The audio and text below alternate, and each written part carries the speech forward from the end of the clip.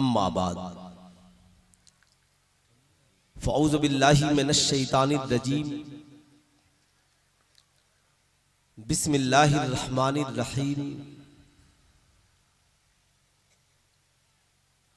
नहन नफ्सा अनिल हवा फ़इन्नल जन्नता हियल मावा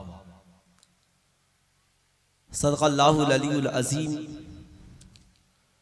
बल्लग़ना रसूलुहुन नबीयुल अमीनुल मकीनुल करीम व नहनु अला ज़ालिका लमिनश शाहिदीन वश्शाकिरीन वज़्ज़ाकिरीन वल्हम्दुलिल्लाहि रब्बिल आलमीन। सारे जहान के मरकज़े अक़ीदत मुस्तफ़ा जाने रहमत शम्ए बज़्मे हिदायत हुजूर अहमदे मुज्तबा हजरत मोहम्मद मुस्तफ़ा सल्लल्लाहु ताला अलैहि वसल्लम के बारगाहे आली जाह में जी लगाकर हदिया दुरूद सलाम पेश करें और पढ़ें अल्लाहुम्मा सल्ली अला सय्यदना मौलाना मुहम्मदिन बारिक वसल्लम सय्यदना शफीअना सलाम अलैका या रसूल हबीबना मौलाना मुहम्मद मादनी जूद वल करम सल्लल्लाहु ताला मंबइल इल्म वल हिकम बारिक वसल्लम सल्लु अलैहि सलातन व सलामन अलैका या रसूलल्लाह सल्लु अलैहि सलातन व सलामन अलैका या हबीबल्लाह दाइमन अबदन अबदा। माई का पेटर साहब से गुजारिश है कि मेन मशीन से 2-4 पॉइंट वॉल्यूम मेरी आवाज को देखते हुए सेहत को देखते हुए बढ़ा दीजिए। काबिल मुबारकबाद है जुमला अराकीन जलसा बिलखुसूस हज़रत अल्लामा व मौलाना अब्दुल रब साहब किबला इस जलसे के सदर सेक्रेटरी जुमला अराकीन कारकुनान बिलखुसूस हज़रत कारी अब्दुल हन्नान साहब किबला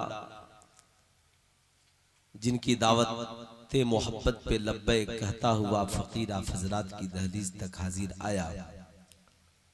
बेपनाह खुशी हुई आज के इस अजीम शान जलसे में आपने उस खतीब को बुलाया है जो सिर्फ खतीब नहीं हमारी कौम के लिए इस वक्त बहुत बड़ा मुसलिह बन चुका है, जिनके खिताब और गुफ्तगू को सुनने के बाद इंशाअल्लाह हर आशिक का दिल बेकरार होता है और जरूर सरकार बड़े पीर दस्तगीर की बारगाह में हाजिरी देता है। अताए सरकार बड़े पीर दस्तगीर हजरत अल्लामा आसिफ रजा सैफी साहब किबला प्रतापगढ़ उत्तर प्रदेश इंशाअल्लाह यकीनी तौर पर उनकी आमद हो रही है और मेरे बाद उनके खिताब से आप अपने आप को मुस्तफीज करेंगे। बहुत खुशी हुई, बहुत दिनों के बाद नकीबुल हिंद हजरत मौलाना कौनैन रजा साहब किबला से मुलाकात हुई। शानदार निजामत फरमा रहे हैं। शायर इस्लाम अंसार रजा साहब की बेहतरीन शायरी से आप मुस्तफीज हुए और बड़े भाई शायर इस्लाम उल्फत नूरी साहब किबला सीतामढ़ी इंशाअल्लाह मेरे बाद आप उनसे भी कसबे फैज करेंगे। इन बुझे चरागों में रोशनी नहीं होती, इन बुझे चरागों में रोशनी नहीं होती, मुस्तफा नहीं होते तो जिंदगी नहीं होती। खुद चराग बन के जलो वक्त के अंधेरों में, मियां भीख के चरागों से रोशनी नहीं होती। ये है पैगाम दिया मेरे आला हजरत ने, दीन के गद्दारों से दोस्ती नहीं होती। अच्छा, ये बात समझ में नहीं आई, ये 3-4 लोग उठ के क्यों चले गए? पहले एक बूढ़े शख्स, फिर 1-2 बच्चे, फिर एक शख्स और। अभी तो जलसा शुरू भी नहीं हुआ। असल में शैतान कभी नहीं चाहता कि कोई मुसलमान बैठकर तकरीर सुने। शैतान को इस बात की फिक्र है कहीं ऐसा ना हो तकरीर सुनकर बेनमाजी है तो नमाजी बन जाए। लॉटरी की टिकट खरीदने वाला हो तो इसे तौबा कर ले, गलत काम करने वाला हो तो गलत काम इसकी जिंदगी से खत्म हो जाए। तो शैतान इंसान का खुला हुआ दुश्मन है। इसलिए जलसे में आइए तो सैकड़ों को लेकर के आइए, मगर जब जाइए तो तन्हा जाइए। इसलिए कि अगर दूसरे जिसे आप लेकर जा रहे हैं अगर जाना नहीं चाहता हो, आपने उसे लेकर चले गए तो उसका गुनाह भी आप ही के सर होगा। लेकिन आप सैकड़ों को लेकर के आए तो जितने लोग बैठकर दीन सीखेंगे, इन जलसों का सबसे बड़ा मकसद है दीन सीखना। सरकार फरमाते हैं कि रात के किसी हिस्से, मुख्तसर हिस्से में दीन सीखना पूरी रात की इबादत से अफजल है। इसका मतलब ये नहीं है कि कोई शख्स ऐशा की नमाज न पढ़े और बैठ करके दीन सीखे। इसका मतलब ये है कि ऐशा की नमाजों का पाबंद हो, मगर पूरी रात जो शख्स नमाजें पढ़ता है उससे बेहतर है, अफजल है कि इंसान रात के मुख्तसर हिस्से में किसी आलिम से दीन सीख ले। ये है पैगाम दिया मेरे आला हजरत ने, दीन के गद्दारों से दोस्ती नहीं होती। आज के इस जलसे से पैगाम लेकर जाना है, चरागे इश्क नबी हर तरफ जलाएंगे, जहां से कुफ्र की तारीकियां मिटाएंगे। हकीर जानकर जिन्हें बुझा दिया हमने, वही चराग जलेंगे तो रोशनी होगी। मांगते फिरते हैं अगियार से मिट्टी का चराग, अपने खुर्शीद पे फैला दिए साए हमने। हजरात, हम जिस दौर में जी रहे हैं, इस दौर में ईमान बचाना भी मुश्किल है, और जिस मुल्क में हम जिंदा हैं, अब इस दौर में बहैसियत मुसलमान भी हमारा रहना मुश्किल है। अगर आज हमने वक्त रहते अपने ईमान की हिफाजत नहीं की, अपने मसाजिद की हिफाजत नहीं की, अपने नौजवानों की हिफाजत नहीं की, और हमने मुस्तकबिल की तैयारी नहीं की, तो यकीन जाने हमारा कोई पुरसाने हाल नहीं है। आप याद रखिए, जिस पुरफितन दौर से हम गुजर रहे हैं, दुनिया में इस वक्त फिलिस्तीन में जुल्म होता रहा, मगर कौन आपका साथ देने के लिए खड़ा है? अरब की मुकद्दस सरजमी पर शराब खाने खोल दिए गए, कौन इसके खिलाफ बोलने के लिए खड़ा है? आज अरबों की बेटियां नकाब पहनकर डांस कर रही हैं, आज कौन इसके खिलाफ तहरीक चलाने के लिए तैयार है? अरब की सरजमी पर एक नचनिया नाचते हुए वहां की बेटी को जींस पैंट टी शर्ट पहनकर नाचना सिखला रहा है, और लोग बड़ी शौक से उसके वीडियोस को वायरल कर रहे हैं। आप बताएं, ये समाज का जो बिगड़ा हुआ माहौल, ये बिगड़े हुए माशरे, ये हमारी तबाही के दास्तान लिख रहे हैं। आज यहाँ पर सैकड़ों लोग मोबाइल फोन लेकर के बैठे हैं। आज 99% यहाँ पर नौजवान बैठे हैं जिनके सरों से टोपियां उतर चुकी हैं। आखिर किस मजबूरी ने इनके सरों से टोपियां उतार दी? क्या इनके बाप ने कहा टोपियां उतार दो? क्या किसी काफिर और गैर मुस्लिम ने इन्हें मना किया कि तुम टोपियां मत पहनो? नहीं, बल्कि खुद इनके जमीर इतने मुर्दे हो गए कि इन्होंने ये सोचा कि टोपी पहनना जरूरी नहीं है। कल ये समझेंगे कि निकाह करना भी जरूरी नहीं है, जैसे इस मुल्क की हवा है, लिविंग रिलेशनशिप में जिंदगी गुजारो। कल होकर ये नौजवान समझेंगे हमारे लिए फला काम जरूरी नहीं है, हमारे लिए फला काम जरूरी नहीं है। जैसे हमारी कौम की बेटियों ने इज्जत को इज्जत समझना छोड़ दिया और जिस लड़के के साथ तबीयत की भाग करके शादी रचा ली। जाहिर सी बात है, ये समाज जो बिगड़ रहा है, आज लोग कहते हैं मौलाना हालात खराब हैं। हालात खराब हमने किए हैं। आप ईमानदारी से बताएं, आपके अगल बगल में जितने नौजवान बैठे हैं, आप उनसे प्यार से पूछिए कि आपको टोपी पहनने से किसी हिंदू ने मना किया? पुलिस वालों ने गोलियां चलाई कि तुम टोपी पहनेगा तो तुमको गोली मार देंगे? बताएं ईमानदारी से, अगर मस्जिद में मुसलमान नमाज पढ़ने इस वक्त नहीं जा रहे हैं तो क्या कोई रोकने वाला है? वो रोक रहा है कि तुम नमाज मत पढ़ो, बल्कि हमारे नौजवान खुद नमाज पढ़ना नहीं चाहते, खुद कुरान की तिलावत करना नहीं चाहते। मैं अभी पंडुआ शरीफ गया था, वहां पे 2-2 मस्जिदें वीरान हैं। आखिर उसकी वजह क्या है? वजह यह है कि वहां के लोगों ने उन मस्जिदों में नमाजें पढ़ना बंद कर दिया। हमने कभी वहां के नेताओं से मुतालबा नहीं किया कि मस्जिद हमारी है, हम उसमें नमाज पढ़ेंगे, हमें हमारे लिए वहां ताले खुलवाए जाएं। आपने कभी ए लड़का है कहां जा रहा है? खाला अम्मा का घर है ये, जब मर्जी की आया तब चल दिया। सोचे जरा सा, अब सोचे कि बीच मजमे से उठा और उठ करके चल दिया, कौन उसको रोकेगा? है ना? किसकी औकात है जो उसे रोक दे? ना उसे शऊर है, ना उसे फिक्र है, उठा और चल दिया।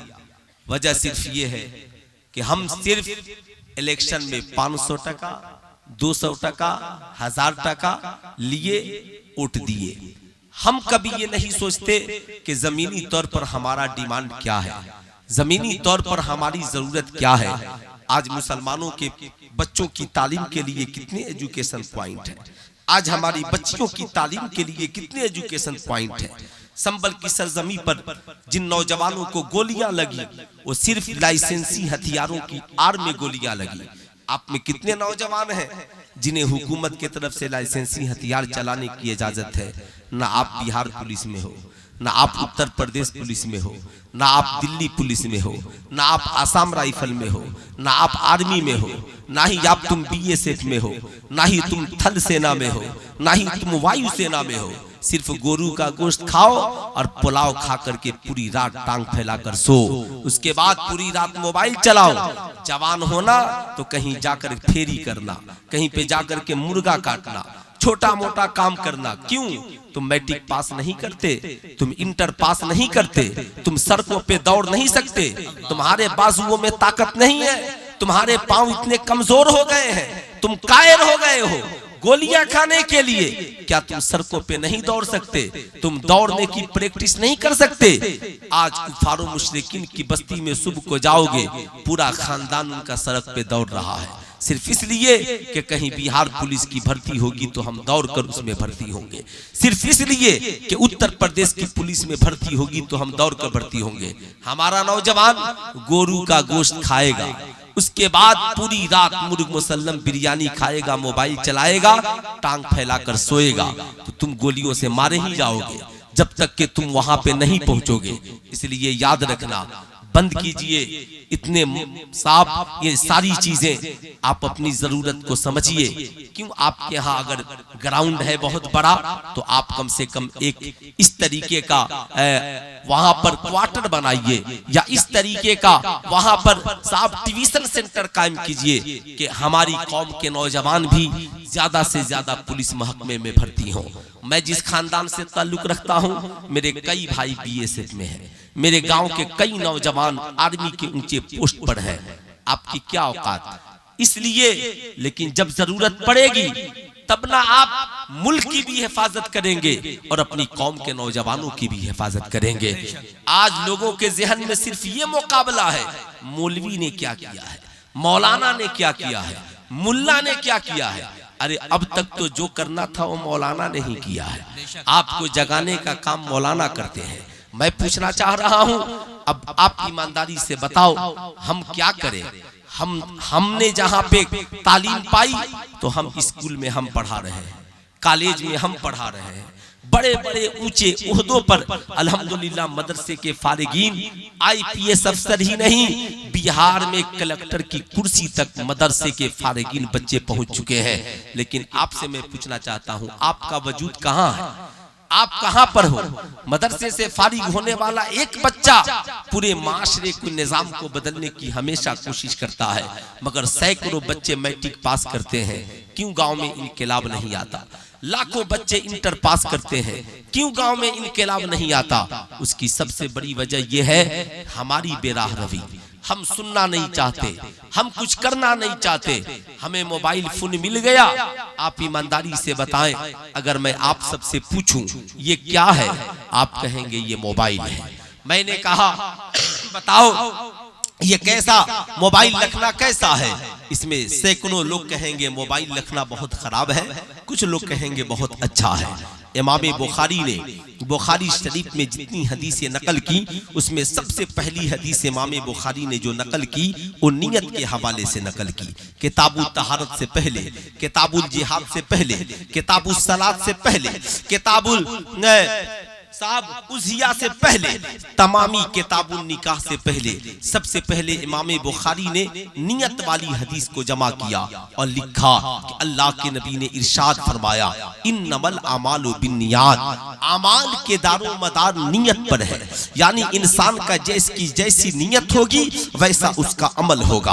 अब एक नौजवान ने मोबाइल फोन खरीदा, नियत ये है मैं विदेश जाऊंगा, परदेश जाऊंगा, कमाऊंगा, वहां से माँ की खबरों खैरियत इसी मोबाइल के जरिया पूछूंगा, बीवी की खबरों खैरियत इसी मोबाइल के जरिया पूछूंगा। जब तबीयत घबराएगी तो कुरान खोल, जब तबीयत घबराएगी मोबाइल खोलूंगा, कुरान की तिलावत सुन लूंगा, नबी की नाते सुन लूंगा। जब तबीयत घबराएगी तो इसी मोबाइल से अपनी बीवी बच्चों से दिल की बातें कर लूंगा। याद रखिएगा मोबाइल वही है मगर नीयत बदल गई है। नौजवान की नीयत में नेकी ही नेकी है, इसलिए अब मोबाइल खरीदा, खरीदना सवाब, रखना सवाब, माँ से बातें की, बात करना सवाब, कुरान की तिलावत सुनी, सुनना सवाब, उसने नबी की नाते सुनी, नात का सुनना सवाब। मगर वहीं पर एक नौजवान का जहन बिगड़ा था, मिजाज बिगड़ा था, बहुत अमीर कबीर है, 50,000 का मोबाइल खरीदा। नियत ये है गर्लफ्रेंड से बात करूंगा, नियत ये है कि इस मोबाइल के जरिया मूवीज और गंदी फिल्में देखूंगा, नियत ये है कि इस मोबाइल के जरिया लोगों से फ्रॉडिंग करूंगा, इस मोबाइल के जरिया माशरे में गलत तस्वीरें शेयर करूंगा। अब उसका मोबाइल खरीदना गुना, मोबाइल पे जो वो अमल कर रहा है वो करना गुना। नियत इंसान की दुरुस्त हो जाए तो इंशाअल्लाह उसके मामलात भी दुरुस्त हो जाएंगे। इसलिए ख्यालात को पाकीज़ा बनाइए, नियत को पाकीज़ा बनाइए। आज हमारी कौम का नौजवान रात के 12 बजने वाले हैं, आप पलट कर बाएं देख लीजिएगा, सैकड़ों नौजवान लड़के लड़कियां मेलों की जाकर जीनत बने होंगे। कैसा है वो बेगैरत बाप जो अपनी बेटियों को मेले की जीनत बनाता है, कैसा है वो बेगैरत शौहर जो अपनी जवान बीवी को सजा सवार कर मेले में ले जाकर के घुमाता है, जहां पर लाखों नौजवानों की गंदी भरी निगाहें उसके जिस्म पर पड़ती हैं। न खुद वो अपनी हिफाजत करता है, न अपनी बीवी बच्चों की हिफाजत करता है। अल्लाह कुरान में फरमाता है या अय्युहल्लज़ीना आमनू क़ू अनफुसकुम व अहलीकुम नारा, ऐ ईमान वालों अपने आप को और अपने घर वालों को जहन्नम की आग से बचाओ। आप ईमानदारी से बताएं मजार शरीफ पर औरतों का जाना जायज है? नहीं। अरे हाथ उठाकर बोलिए जाना जायज है। पूरा मजमा हाथ उठाकर बोलिए मजार शरीफ पे औरतों का जाना जायज है? नहीं है। आपसे मैं पूछना चाहता हूँ, सारे मुसलमान जानते हैं मजार शरीफ पर आला हजरत का फतवा है, मजार शरीफ पर मुसलमानों का जाना जायज नहीं, मगर जवान बेटियों को लेकर कौन जा रहा है, जवान बीवियों को लेकर मजारों पे कौन जा रहा है? बताओ ईमानदारी के साथ ये कौन जा रहा है? क्या उससे अल्लाह वाले खुश होंगे? क्या हजरत ख्वाजा गरीब नवाज उससे राजी होंगे? क्या बुजुर्गान दीन उस नौजवान से खुश होंगे जो अपनी जवान बीवी को लेकर मजार शरीफ पर गया है? सवाल ये उठता है, ऐ मेरी कौम का नौजवान सुन, याद रखना, हम चादरें चढ़ाना तो सीख गए, मगर हमारी बेटियों के सरों पे दुपट्टा कौन चढ़ाएगा? बताओ बेटियों को इश्क मुस्तफा की दौलत कौन सिखाएगा? बताओ हमारी माओ बहनों के सरों पे चादरे मुबारक को कौन चढ़ाएगा? आज तो जमाना यही चाहता है इनके सरों से दुपट्टा उतर जाए। आज आपकी बेटी को पता नहीं है कि उसके लिए कैसा दुपट्टा ओढ़ना शरीयत ने मुकर्रर किया है। लोगों से क्या मतलब? आपसे मैं पूछना चाहता हूँ, 5,000 का कीमती लिबास ईद में अपनी बेटी के लिए खरीदते हो या बेटी को पैसा देते हो बीवी को अपने पसंद से लिबास खरीद लो, चलो साहब ठीक है, लेकिन कभी आपने बेटी से कहा ए बेटी तूने 5,000 का लिबास खरीदा है, जरा दिखा तो सही तेरा दुपट्टा शरीयत के मुताबिक है कि नहीं है, तेरा लिबास शरीयत के मुताबिक है कि नहीं है? क्या तूने कभी अपनी बीवी से कहा मेरी शरीक हयात तूने 10,000 का कपड़ा खरीदा है, ला तो जरा देखें देखें तेरा कपड़ा या तेरी जो ये चादर है वो शरीयत के मुताबिक है कि नहीं है। 5000 का कपड़ा, नेट वाला दुपट्टा, शरीयत कहती है इस्लाम में नेट वाला दुपट्टा जायज नहीं है। साहब 10,000 का कपड़ा, जॉर्जेट का पतला दुपट्टा जिससे बाल की सियाही नजर आए, शरीयत कहती है ये जायज नहीं है। 10,000 का कपड़ा पहनकर भी गुनाह कर रही है, 5,000 का कपड़ा पहनकर भी गुनाह कर रही है। छपरा के एक शायर है मदहोश छपरावी, उनका एक शेर है, इस दौरे तरक्की का चलन देख रहा हूँ, पर्दा है मगर सारा बदन देख रहा हूँ। आज यही तरक्की याफ्ता दौर है, यही इस दौर का मतलब है। याद रखना, सिर्फ हमने अपनी जिंदगी में साहब गोश्त को अहमियत दी, पुलाव को अहमियत दी, अपनी मर्जी को अहमियत दी, और नारा लगता है, नारा मत पूछिए। आज तो इस दौर में यहूदो मुशरिकीन का ये नारा है। यहूद तो यही चाहते हैं मुसलमान भी हमारी तरह हो जाएं, मुसलमानों की बेटियां हमारी तरह हो जाएं। आपसे मैं पूछना चाहता हूं, कुफारो मुशरिकीन की बेटियों में और मुसलमानों की बेटियों में क्या फर्क होना चाहिए? काफिरों की बेटियों के सरों पे दुपट्टा नहीं होता, मुसलमानों की बेटियों के सरों पे दुपट्टा होता है। काफिरों की बेटियां सड़क पे नाचती हैं, मुसलमानों की बेटियां नाचती नहीं, अपनी इज्जत की हिफाजत करती हैं। कुफार और मुशरिकीन की बेटियां सरेआम नंगा काम करती हैं, मगर मुसलमानों की बेटियां ऐसा नहीं बल्कि बाहया होती हैं। लेकिन जब इनका भी मामला यही हो जाए, ये भी कहें मौलाना साहब माई लाइफ माई चॉइस, मैं अपनी जिंदगी को अपनी मर्जी के मुताबिक गुजारना चाहती हूँ। जैसे आज का नौजवान भी कहता है माई लाइफ माई चॉइस, मैं अपनी जिंदगी को अपनी चॉइस के मुताबिक गुजारना चाहता हूँ। मैं किसी मौलवी मौलाना के कहने पे जिंदगी क्यों गुजारूं? खड़े खड़े चाय पीऊं, खड़े खड़े खाना खाऊं, कान में बाली पहनूं, हाथ में कड़ा और ब्रासलेट पहनूं, बुलेट पे घूमूं, शराब पीऊं, लॉटरी का टिकट खरीदूं, जो मर्जी आए वो करूं। मौलवी साहब आपका क्या जाता? जाइए अपना काम कीजिए। मैं कहना चाहूंगा, ऐ मेरी कौम का नौजवान, ये जो तुझे जवानी मिली है, ये जो तुझे हुस्न जमान मिला है, जरा कभी उसके ऊपर तरस खा और कभी बैठकर उसके बारे में सोच। याद रखना, जिस रब ने तुझे पैदा किया है कल तुझसे तेरी जवानी का हिसाब लेगा। आज हमारी कौम की बेटियां भी कहती हैं मौलाना हमारा जिस्म हमारी मर्जी, हम जॉर्जेट का दुपट्टा ओढ़े, हम नेट का दुपट्टा ओढ़े, हम मेले में घूमे, हम गैरों के साथ भाग जाएं, हम किसी के साथ व्हाट्सएप पे चैटिंग करें। मौलवी साहब आपको क्या प्रॉब्लम है? अमेरिका की एक लड़की शॉर्ट वीडियो बनाती है, बनाने के बाद डालती है, चूंकि सोशल मीडिया का जमाना है, लिखती है माई लाइफ माई चॉइस, मैं अपनी जिंदगी को अपनी चॉइस के मुताबिक जी रही हूँ। मैं बाप नहीं रखती। क्यों नहीं रखती? कहा इसलिए कि बाप की बात कौन सुनेगा। मैं माँ नहीं रखती। क्यों नहीं रखती? कहा माँ रखूंगी तो माँ मुझे डांटेगी, इसलिए मैं माँ नहीं रखती। मैं शादी नहीं करती। क्यों? कहा इसलिए कि शौहर की नौकरानी बनकर कौन जिंदा रहेगा। मैं बच्चे पैदा करना नहीं चाहती, मैं माँ बनकर नहीं जीना चाहती, इसलिए कि माँ बनूंगी तो फिर बच्चों की खिदमत करनी पड़ेगी। ये मेरी पर्सनल जिंदगी है। जब चाहूं सोऊं, जब चाहूं जागूं, जब चाहूं खाऊं, नौकरी पर जाऊं, जब चाहूं नाचूं। मैं किसी के नौकर चाकर बनकर के जिंदगी गुजारना नहीं चाहती। उस लड़की के चक्कर में भारत की करोड़ों लड़कियों ने फैसला कर लिया हम भी अपनी मर्जी की शादी करेंगे, हम भी अपनी मर्जी की जिंदगी गुजारेंगे, हम भी अपनी मर्जी के महल और हवेली में रहेंगे, हम भी अपनी मर्जी की जिंदगी गुजारेंगे। सुल्तान रजा कहना चाहेगा ये मर्जी तेरी हो सकती है, मगर जरा जिस रब ने तुझे ये हुस्न जमाल दिया है उस रब से भी पूछ ले। जिस मालिक और मौला ने तुझे ये खूबसूरत आंखें दी हैं उस खुदा से भी पूछ ले। जिस रब ने तुझे ये सोचने की सलाहियत दी है जरा उस रब से भी पूछ ले। तू बंदा है या तू बंदी है? तू सोचता है हम अपनी मर्जी से जिंदगी गुजारे, मगर जिस रब ने तुझे और हमें पैदा किया है और रब कहता है लक़द काना लकुम फी रसूलिल्लाहि उस्वतुन हसना। जिंदगी तेरी हो, सीरत आमिना के लाल की हो, आंखें तेरी हो, हया रसूलुल्लाह की हो, बाजू तेरे हो, मगर ताकत ताकत मोहम्मदुर रसूलुल्लाह की हो, पाँव तेरे हो, चलने का तरीका आमिना का लाल का हो, बेटी तेरी हो, सीरत रसूलुल्लाह की बेटी की हो, बीवी तेरी हो, सीरत सैयदा खदीजतुल कुबरा की हो, बेटी तेरी हो मगर सीरत इमाम हुसैन की बेटी की हो, ताकि उसकी दुनिया भी हसीन हो जाए और आखिरत भी हसीन। नारे तकबीर, नारे रिसालत, मज़हबे इस्लाम, तालीमाते आला हजरत हजरत अल्लामा मुफ्ती सुल्तान रज़ा साहिब किबला, नारे तकबीर, नारे रिसालत। बहुत उम्दा। अब इसके लिए हमने तरक्की के लिए सिर्फ मैट्रिक की डिग्री को ही सब कुछ समझ लिया, इंटर की डिग्री को ही सब कुछ समझ लिया। याद रखिएगा, मैं मौलवी हूं मगर स्कूल में टीचर हूं, इसलिए आप याद रखिएगा।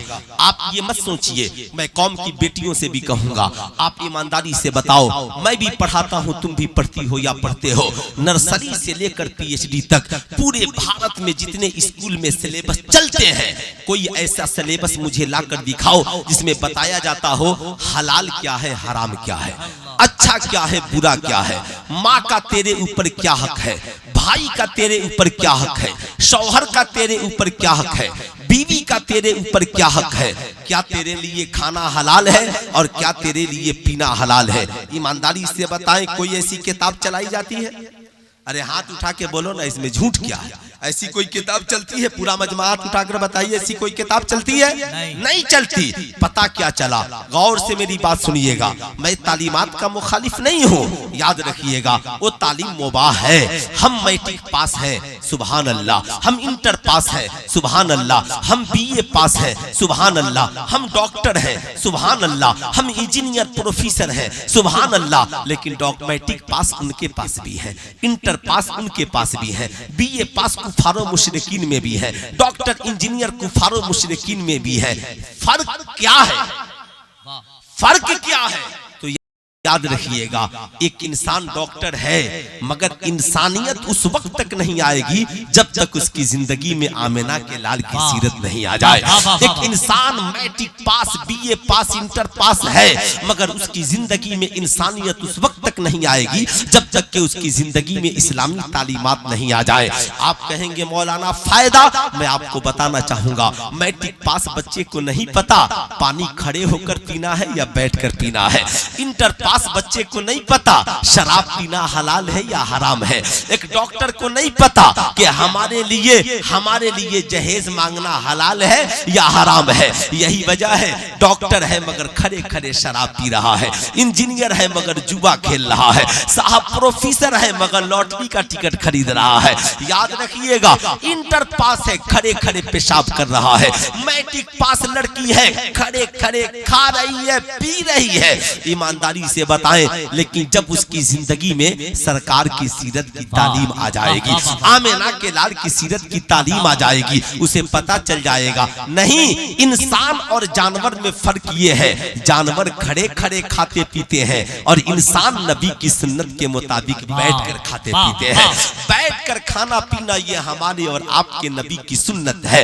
याद रखिएगा, हजरत सलमान फारसी एक दावत में पहुंचे, साहब दस्तरखान बिछा है, रोटी के कुछ टुकड़े दस्तरखान पे गिर गए, हजरत सलमान फारसी ने उन टुकड़ों को उठा लिया। बगल के एक शख्स ने कहा, ओ साहब आपने तो रोटियों के टुकड़े उठा लिए, वो नहीं देखते यहूदी आपका मजाक उड़ा रहे हैं। अल्लाह अल्लाह, हजरत सलमान फारसी का जवाब सुनो, जवाब देते हैं, ओ मेरे दोस्त रहने दे। कौन हंसा? कहा यहूदो नसारा मजाक उड़ा रहे हैं। हजरत सलमान फारसी कहते, इन बेवकूफों की वजह से मैं अपने नबी की सुन्नत कैसे छोड़ सकता हूं? इन बेवकूफों की वजह से मैं अपने नबी की सुन्नत कैसे छोड़ सकता हूं? आज नौजवान सोचता है एयरपोर्ट में बैठ के चाय पीऊंगा बेइज्जती हो जाएगी। आज हमारी कौम का नौजवान सोचता है बर्थडे पार्टी और शादी के पार्टी में बैठकर खाऊंगा बेइज्जती हो जाएगी। मैं कहूंगा नहीं नौजवान, तू जिंदगी में जहां भी रह, बर्थडे पार्टी में जा, तुम स्कूल के किसी एनुअल फंक्शन में खाना खाने जा, तू एयरपोर्ट पे जा, तू चाहे बस स्टैंड में जा, जब तुझे चाय पीने के लिए मिले, जमाना खड़े होकर पी रहा हो, तू चाय लेकर के बैठ जाना, जमाना तुझसे पूछे सब तो खड़े होकर पी रहे हैं, तुम बैठकर क्यों पी रहे हो? कहा जो खड़े होकर पी रहे हैं वो जानवरों के तरीके पे अमल कर रहे हैं, और मैं बैठकर इसलिए पी रहा हूं ताकि इंसानियत भी बाकी रहे और मुस्तफा जाने रहमत की सुन्नत भी जिंदा हो जाए। नारे तकबीर, नारे रिसालत, मसलके आला हजरत, तहफ्फुज़े ईमान कॉन्फ्रेंस, हजरत अल्लामा मुफ्ती सुल्तान रज़ा साहिब किबला। तो कितने नौजवान हैं जो आज के बाद इंशाअल्लाह कभी खड़े होकर खाना पीना नहीं करेंगे? माशाअल्लाह, जरा हाथ उठाएं। सुभान अल्लाह, सुभान कितने नौजवान हैं माशाअल्लाह। मैं देखता हूं कि जलसों में भी आपका हाल बुरा है। उधर चाय पीने के लिए नौजवान जलसे से जाते हैं, खड़े खड़े चाय पी रहे हैं। और मैं अपनी कौम की बेटियों से भी कहूंगा, तुम कॉलेज में पढ़ने जाती हो, स्कूल में पढ़ने जाती हो, क्यों खड़े होकर चाय पीती हो? क्यों मेले में खड़े होकर गुलगप्पा खाती हो? क्यों खड़े होकर के तुम छोले खाती हो? क्यों नहीं ले जाकर के घर पर अदब से दस्तरखान पे बैठकर अपनी माँ के साथ खाती हो, अपनी बहन के साथ खाती हो? मैं आपसे कहना चाहूंगा, सुनिएगा साहब, ये तहजीब व तमद्दुन का फर्क है। उम्मुल मोमिनीन सैयदा आयशा सिद्दीका को कौन नहीं जानता? ये कौन है सैयदा आयशा सिद्दीका? अबू बकर सिद्दीक की बेटी है, सरकारे मदीना सल्लल्लाहु की प्यारी ज़ौजा है, हम मोमिनों की प्यारी माँ है, अल्लाह अल्लाह वक्त की आलिमा है, फाजिला है, मुफ्तिया है, इतनी बड़ी आलिमा फाजिला। बुखारी में हदीसें उनसे मरवी है, तिरमिजी में हदीसें उनसे मरवी है, नसाई इब्ने माजा में हदीसें उनसे मरवी है। हजरत सैयदा आयशा सिद्दीका की बारगाह में एक जवान खातून आती है, साहब सर पे दुपट्टा है मगर सर पे पतला दुपट्टा है। मुस्तफा करीम की प्यारी ज़ौजा सैयदा आयशा सिद्दीका ने उस दुपट्टे को लिया है और फाड़ कर फेंक दिया और मोटी चादर लाकर उनके सर पे डाल दिया। कहा, वो बेटी, इस्लाम का दुपट्टा वो नहीं जो तूने ओढ़ा है, इस्लाम का दुपट्टा ये है जिसे मैंने ओढ़ा दिया, मैंने ओढ़ा दिया है। अल्लाह अकबर। जरा सीने पे हाथ रख करके तसव्वुर करें कि आज हमारे समाज में क्या हो गया, आज हमारे माशरे में क्या हो गया। एक बूढ़े बाप ने अपनी जवान बेटी से कहा, ए मेरी बेटी, तुम पढ़ने के लिए जा रही हो मगर जिंदगी में याद रखना, सारी दुनिया की डिग्रियां एक तरफ, अल हयाउ शुबतुम मिनल ईमान, हया ईमान का हिस्सा है। बेटी, हया की आबरू को लूटने न देना, अपनी हया की हिफाजत करना, आंखों को बाहया बनाना, अपनी जिंदगी को बाहया बनाना। अल्लाहु अकबर। जरा सीने पे हाथ रखकर सोचे। बाप ने कहा, ए बेटी, तुझे नहीं पता काबा दुनिया का सबसे मुकद्दस घर है, अल्लाह ने काबे पे गिलाफ चढ़ा दिया है। कुरान सबसे मुकद्दस किताब है, अल्लाह ने कुरान अजीम पे गिलाफ चढ़ा दिया है। ए बेटी, तुझे नहीं पता अल्लाह वाले मुकद्दस है, अल्लाह ने अल्लाह वालों के मज़ारों पे चादरें चढ़वा दी है। ए बेटी, इस्लाम की बेटियां भी मुकद्दस है, इसलिए अल्लाह ने उनके सरों पे भी चादरें चढ़ा दी है। अच्छा, एक बात समझ में नहीं आ रही है। मैं तकरीबन आधे घंटे से तकरीर कर रहा हूं, कुछ बूढ़े भी उठे चले गए, कुछ नौजवान भी उठे चले गए। आखिर कोई मिजाज है कि नहीं है? मैं तकरीर खत्म कर दूं या आप लोग सुनेंगे? सुनेंगे? जितने लोगों को जाना है, मैं 1 मिनट का वक्त देता हूं, खुदा के वास्ते उठकर चले जाइए, और नहीं तो मैं आपसे कहता हूं कि आप इत्मीनान से बैठे रहिए, इत्मीनान से तशरीफ रखिए। कितने लोग बैठ करके सुनेंगे? वादा करें इंशाअल्लाह जब तक जलसा चलेगा सुनेंगे। जरा हाथ उठाकर बोले या रसूल अल्लाह, और जरा प्यार से बोले या हबीब अल्लाह। अफसोस ये नहीं होता कि बच्चे चले गए, अफसोस ये होता है जवान भी चले जा रहे हैं। अफसोस ये होता है कि 50-60 साल के बूढ़े भी आहिस्ता से चप्पल उठा के ऐसे जा रहे हैं जैसे कोई देख नहीं ले उन्हें। अल्लाह अल्लाह रे, हम देखें न देखें, फरिश्ते तो देख रहे हैं। कोई देखे आपके कांधे पे 2 फरिश्ते हैं कि नहीं है? अरे बोले हर मोमिन के कांधे पर, हर शख्स के कांधे पे दो फरिश्ते हैं कि नहीं है? वो देख रहे हैं, खुदा देख रहा है। यही तस्वुर इंसान के ज़हन में आ जाए ना, फिर जिंदगी में कोई गुनाह नहीं करेगा, कोई गुनाह। आज लोग बूढ़े हो गए, वुजू करने का तरीका नहीं मालूम, ईमान किसे कहते हैं नहीं मालूम। हम अपनी औलादों को नहीं बता पाते कि सरकार से हमें कितनी मोहब्बत करनी चाहिए। तुम्हारा दादा कितनी मोहब्बत करता था, तुम्हारा बाप कितनी मोहब्बत करता है, तुम्हारी माँ नबी से कितनी मोहब्बत करती है, बता तू नबी से कितनी मोहब्बत करता है। साहब ये सारी बातें तभी वजूद में आएंगी जब हमारी जिंदगी में इनकलाब हो। सुने उस बूढ़े बाप ने बेटी से क्या कहा, ए बेटी करीब बैठो, आका की हदीस है, अल हयाउ शुबतुम मिनल ईमान। बूढ़ा बाप अपनी जवान बेटी को बैठाकर आका की हदीस सुना रहा है। आपसे मैं पूछना चाहता हूँ, आप में कितने बूढ़े लोग होंगे जिन्होंने अपनी बेटी को कभी कलमा भी पढ़ना सिखाया, अपनी बेटियों से कभी बैठकर गुफ्तगू की हो, दीन के हवाले से, इज्जत के हवाले से, आबरू के हवाले से नहीं करते। आपके लिए पुलिस स्टेशन में रिपोर्ट लिखवाना आसान है, मौलवी साहब से जाकर तावीजें लिखवाना आसान है, मगर बेटियों को दीन सिखाना आपके लिए मुश्किल काम है। यही वजह है आज बेटियां आवारा हो रही है। मैं आपसे कहूंगा, बूढ़ा बाप है, कहा बेटी अल हयाउ शुबतुम मिनल ईमान। आका फरमाते हैं हया ईमान का हिस्सा है। ए बेटी मैट्रिक इंटर बीए सारी डिग्रियां एक तरफ, और आका ने जो इज्जत तो आबरू की जिंदगी जीने का तरीका दिया, बेटी ये एक तरफ। ए बेटी कभी जिंदगी में बेपर्दा नहीं रहना। बाप की नसीहत थी, बेटी ने अमल किया।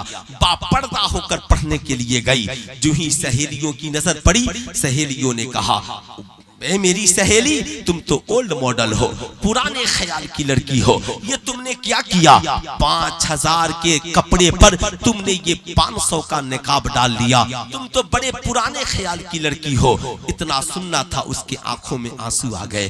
बाप की नसीहत पे अमल करके गई थी ना, रो पड़ी। घर वापिस आई, आकर बाप से कहा अब्बा हुजूर या तो नकाब उतार दीजिए या तालीम छुड़वा दीजिए। बाप ने कहा ए बेटी बैठो, परेशान न हो। बाप ने पेशानी को बोसा दिया, देने के बाद अपनी लाडली लखते जिगर को पानी पिलाया, कहा शहजादी घबराया नहीं जाता, बैठो। बाप ने करीब बैठाया, कहा बेटी वक्त से घबरा गई हो, दुनिया के ताने से घबरा गई हो, तुम कहती हो हालात मुश्किल है, बताओ उस वक्त कितने मुश्किल हालात थे जब मुसलमानों को इसलिए बाईकाट कर दिया जाता था कि तूने कलमा पढ़ लिया है, तुमने नमाजें पढ़ ली है, तुमने आमिना के लाल की बातों को मान लिया है। कुफार और मुशरिकीन इसलिए ताने देते थे कि तूने नबी की बात को मान लिया है। ए बेटी जिनका ज़हन गंदा है, जो गंदे लोग हैं, आज उन्होंने तेरे निकाब पर, तेरे हिजाब पे कमेंट करके अपनी गंदगी का पता बता दिया है। ए बेटी इसे कबीरा खातिर न हो, अपने आप को मजबूत कर और उनसे लड़ने का हौसला सीख। बाप ने करीब बैठाया, बेटी की पेशानी को बोसा दिया और नबी की सुन्नत को जिंदा किया। याद रखिएगा, आप भी बेटियों से प्यार करना सीखे। आमना के लाल मुस्तफा जाने रहमत सल्लल्लाहु अलैहि वसल्लम जब सैयदा खातून जन्नत आती ना, तो आका सैयदा खातून जन्नत की पेशानी को बोसा भी देते और आका इस्तकबाल भी करते। जब आका तशरीफ ले जाते ना, तो सैयदा आका की ताजीम के लिए खड़ी हो जाती। मैं आपसे कहना चाहूंगा, बेटी आपकी है ना, कहीं पढ़ने के लिए गई है, कॉलेज, ट्यूशन सेंटर, आप पूछ तो सकते हो ना, बेटी मैं तेरा बाप हूँ, बचपन से जवानी तक मैंने तेरी हिफाजत की है। ए बेटी अपने बाप की इज्जत का ख्याल रखना, जरा अपनी बूढ़ी माँ की तरफ देख ले। ए बेटी अब इस बुढ़ापे में हम इस लायक नहीं रहे कि जमाना हमें बेइज्जत करे। ए बेटी बस इतना ख्याल रखना, पढ़ो, बड़ी अच्छी बात है। बताओ तेरी सहेलियां कौन है, तेरे दोस्त कौन है। बेटी तू मोबाइल रखती है, किसी गैर से बात न करना। आप बोलिए, बोलने में कोई प्रॉब्लम नहीं है, क्या जाता है। चाय की होटल में बैठकर जमाने से लड़ रहे हो, चाय की होटल में बैठकर पूरी बस्ती की शिकायत कर रहे हो और उसी जबान से अपनी बेटियों को दो चार जुमले नहीं कह सकते। बूढ़ा बाप बेटी को बगल में बैठाया है, मोहब्बत से गुफ्तगू कर रहा है, कहता है बेटी मैं तो बहुत बड़ा आलिम फाजिल नहीं हूँ कि बहुत कुरान की आयतें पढ़कर दलीलें दूंगा, मगर तेरा बूढ़ा बाप एक तजर्बे की बात जानता है। बेटी ने कहा अब्बा हुजूर आपका हुक्म सर आंखों पर। बाप ने जेब से एक टॉफी निकाली, मिठाई, और मिठाई मिठाई निकालने के बाद मिठाई के ऊपर का प्लास्टिक का जो कवर था ना, बाप ने आहिस्ता से उसे उतार दिया और उतारने के बाद मिठाई को मेज पर रख दिया और थोड़ी देर बाप बेटी गुफ्तगू करते रहे, खबरों खैरियत होती रही। इतने में मक्खियां आकर मिठाई पर बैठ गई, चींटियां आकर मिठाई पर बैठ गई, साहब कीड़े मकोड़े आकर के मिठाई पर बैठ गए। बाप ने कहा बेटी तूने देखा? कहा अब्बा हुजूर, जब तक ये मिठाई प्लास्टिक के कवर में लिपटी हुई थी मक्खियां इसके जिस्म पर नहीं थी, कीड़े मकोड़े इसके जिस्म पर नहीं थे, चींटियां इसके जिस्म पर नहीं थी, मगर जो ही ये कवर से निकली है ना मिठाई, चींटियां भी आ गई है, कीड़े मकोड़े भी आ गए हैं। बाप ने कहा ए बेटी, ठीक यही हाल हमारी कौम की बेटियों का है। ऐ भारत की बेटियों सुनो, तुम चाहे हिंदू की बेटी हो या मुसलमान की, पर्दे में रहोगी, कोई आवारा कुत्ता तुझे नहीं देखेगा, आवारा भेड़िए तेरी तरफ नजर नहीं डालेंगे। लेकिन जब तू नकाब से बाहर निकल जाएगी या ऐसा निकाब चुस्त पहनकर बेनकाब हो जाएगी या अपने जिस्म का मुजाहरा करेगी, जब तू बेहयाई का मुजाहरा करेगी, अपने हुस्न का मुजाहरा करेगी, सज समर कर मेलों में इसलिए आएगी कि जमाना तुझे देखे, तो भेड़िए तेरी तरफ भागेंगे, आवारा कुत्ते तेरी तरफ भागेंगे, ये नोचने वाले नाचने वाले तेरी तरफ भागेंगे। याद रखना, क्या अभी 4-5 दिन पहले का हादसा नहीं है कि इसी हिंदुस्तान की सरजमी पर एक लड़की अपने बॉयफ्रेंड के साथ घूमने के लिए निकल गई। याद रखना, घूमने के लिए निकल गई। ए इस्लाम तुझे सलाम हो, तू नहीं होता तो आज हम कहां होते, किस बेराह रवि के शिकार होते। इस्लाम ने कहा हमारी बेटी जाएगी, सबके साथ नहीं जाएगी, बल्कि उसके साथ जाएगी जिससे उसका निकाह हराम है। बेटी बाप के साथ जाएगी, बहन भाई के साथ जाएगी, बीवी शौहर के साथ जाएगी। इस्लाम ने दायरा खींच दिया। याद रखना, अखबार में छपा कि जब वो लड़की गई ना तो उस आवारा उसके बॉयफ्रेंड के 4 साथी पहले से बैठे थे, ताक लगाए बैठे थे, बारी बारी सबने उसकी इज्जतें लूटी, मगर न उसका आवारा साथी बचाया न कोई उसकी मदद के लिए आया। मगर ये इस्लाम तेरा जवाब नहीं है। इस्लाम कहता है औरत जाए तो बाप के साथ जाए, शौहर के साथ जाए, भाई के साथ जाए, बेटा के साथ जाए। काश भारत की वो बेटी अगर अपने बाप के साथ गई होती ना तो बाप जान दे देता, मगर किसी आवारा भेड़ियों को बेटी पर लपकने नहीं देता। भाई के साथ गई होती ना, भाई जान दे देता, मगर आवारा भेड़िए को उसके जिस्म पे लपकने नहीं देता। इसलिए मैं आपसे भी कहूंगा, जिसके साथ तबीयत करती है बेटी को कॉलेज भेज देते हो, जिसके साथ तबीयत करती है मैट्रिक का इम्तिहान दिलाने भेज देते हो, जिसके साथ तबीयत करती है इंटर का इम्तिहान देने भेज देते हो। चचेरा भाई, ममेरा भाई, फुफेरा भाई, खलेरा भाई, खानदान का भाई, भाभी का भाई, कौन भाई? लाहौल वाला कुवत, जिसके साथ शरीयत ने जाने की इजाजत नहीं दी, तू क्यों जाने की इजाजत देता है? बेटी तेरी है, तू बूढ़ा है तो क्या, तू लेकर के जा। बूढ़ बेटी तेरी है, तू बूढ़ी है तो क्या, अपने बाप बेटे को भी ले ले, तू लेकर जा। बहन तेरी है, तू लेकर के जा।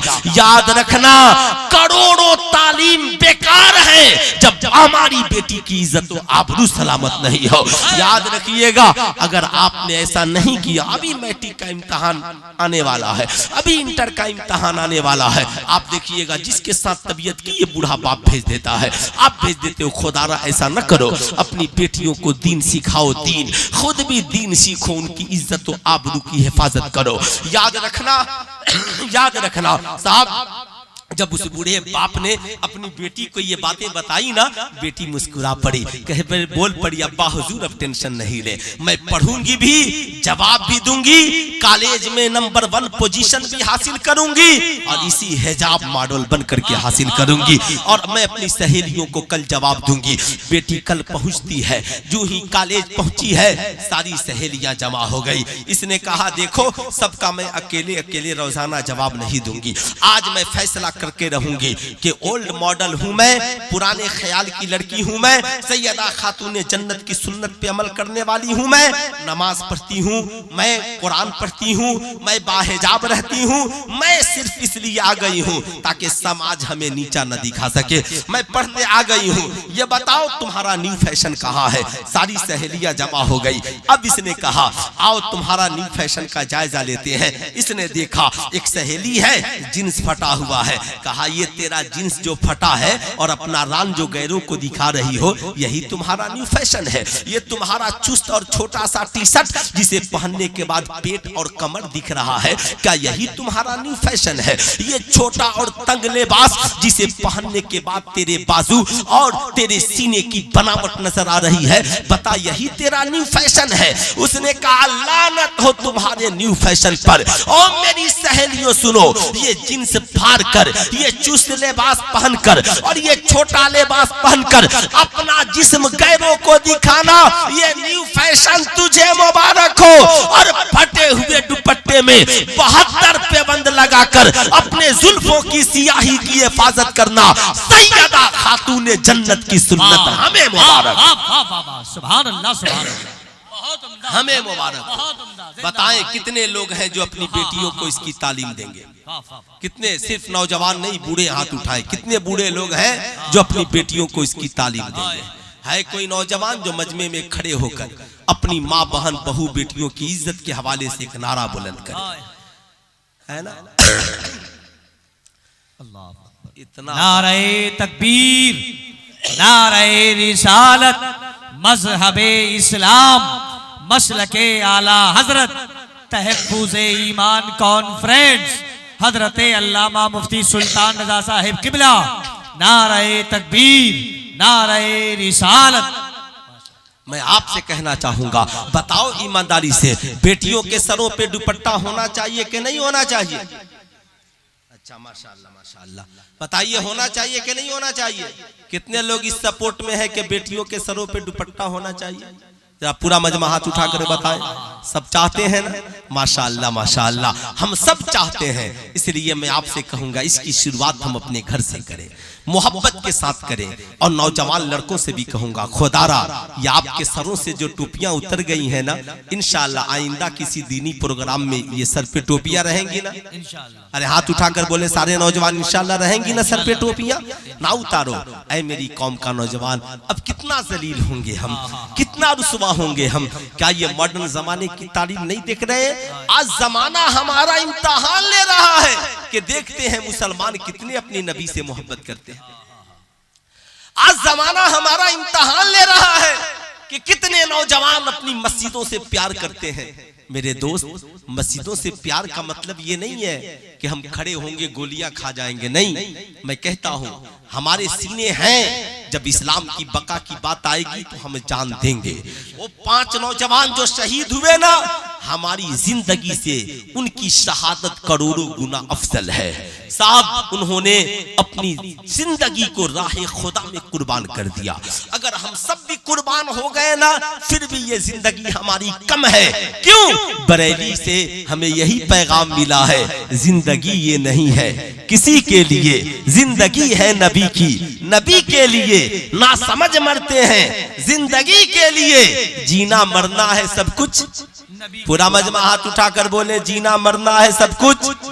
आवाज आनी चाहिए पीछे से आगे तक, जीना मरना है सब कुछ, जीना मरना है सब कुछ। सुलह कुल्ली नबी का नहीं सुन्नियों, सच्चा सुन्नी बना है नबी के लिए। याद रखिएगा, आज जमाना हमसे पूछता है कितनी नबी से मोहब्बत करते हो?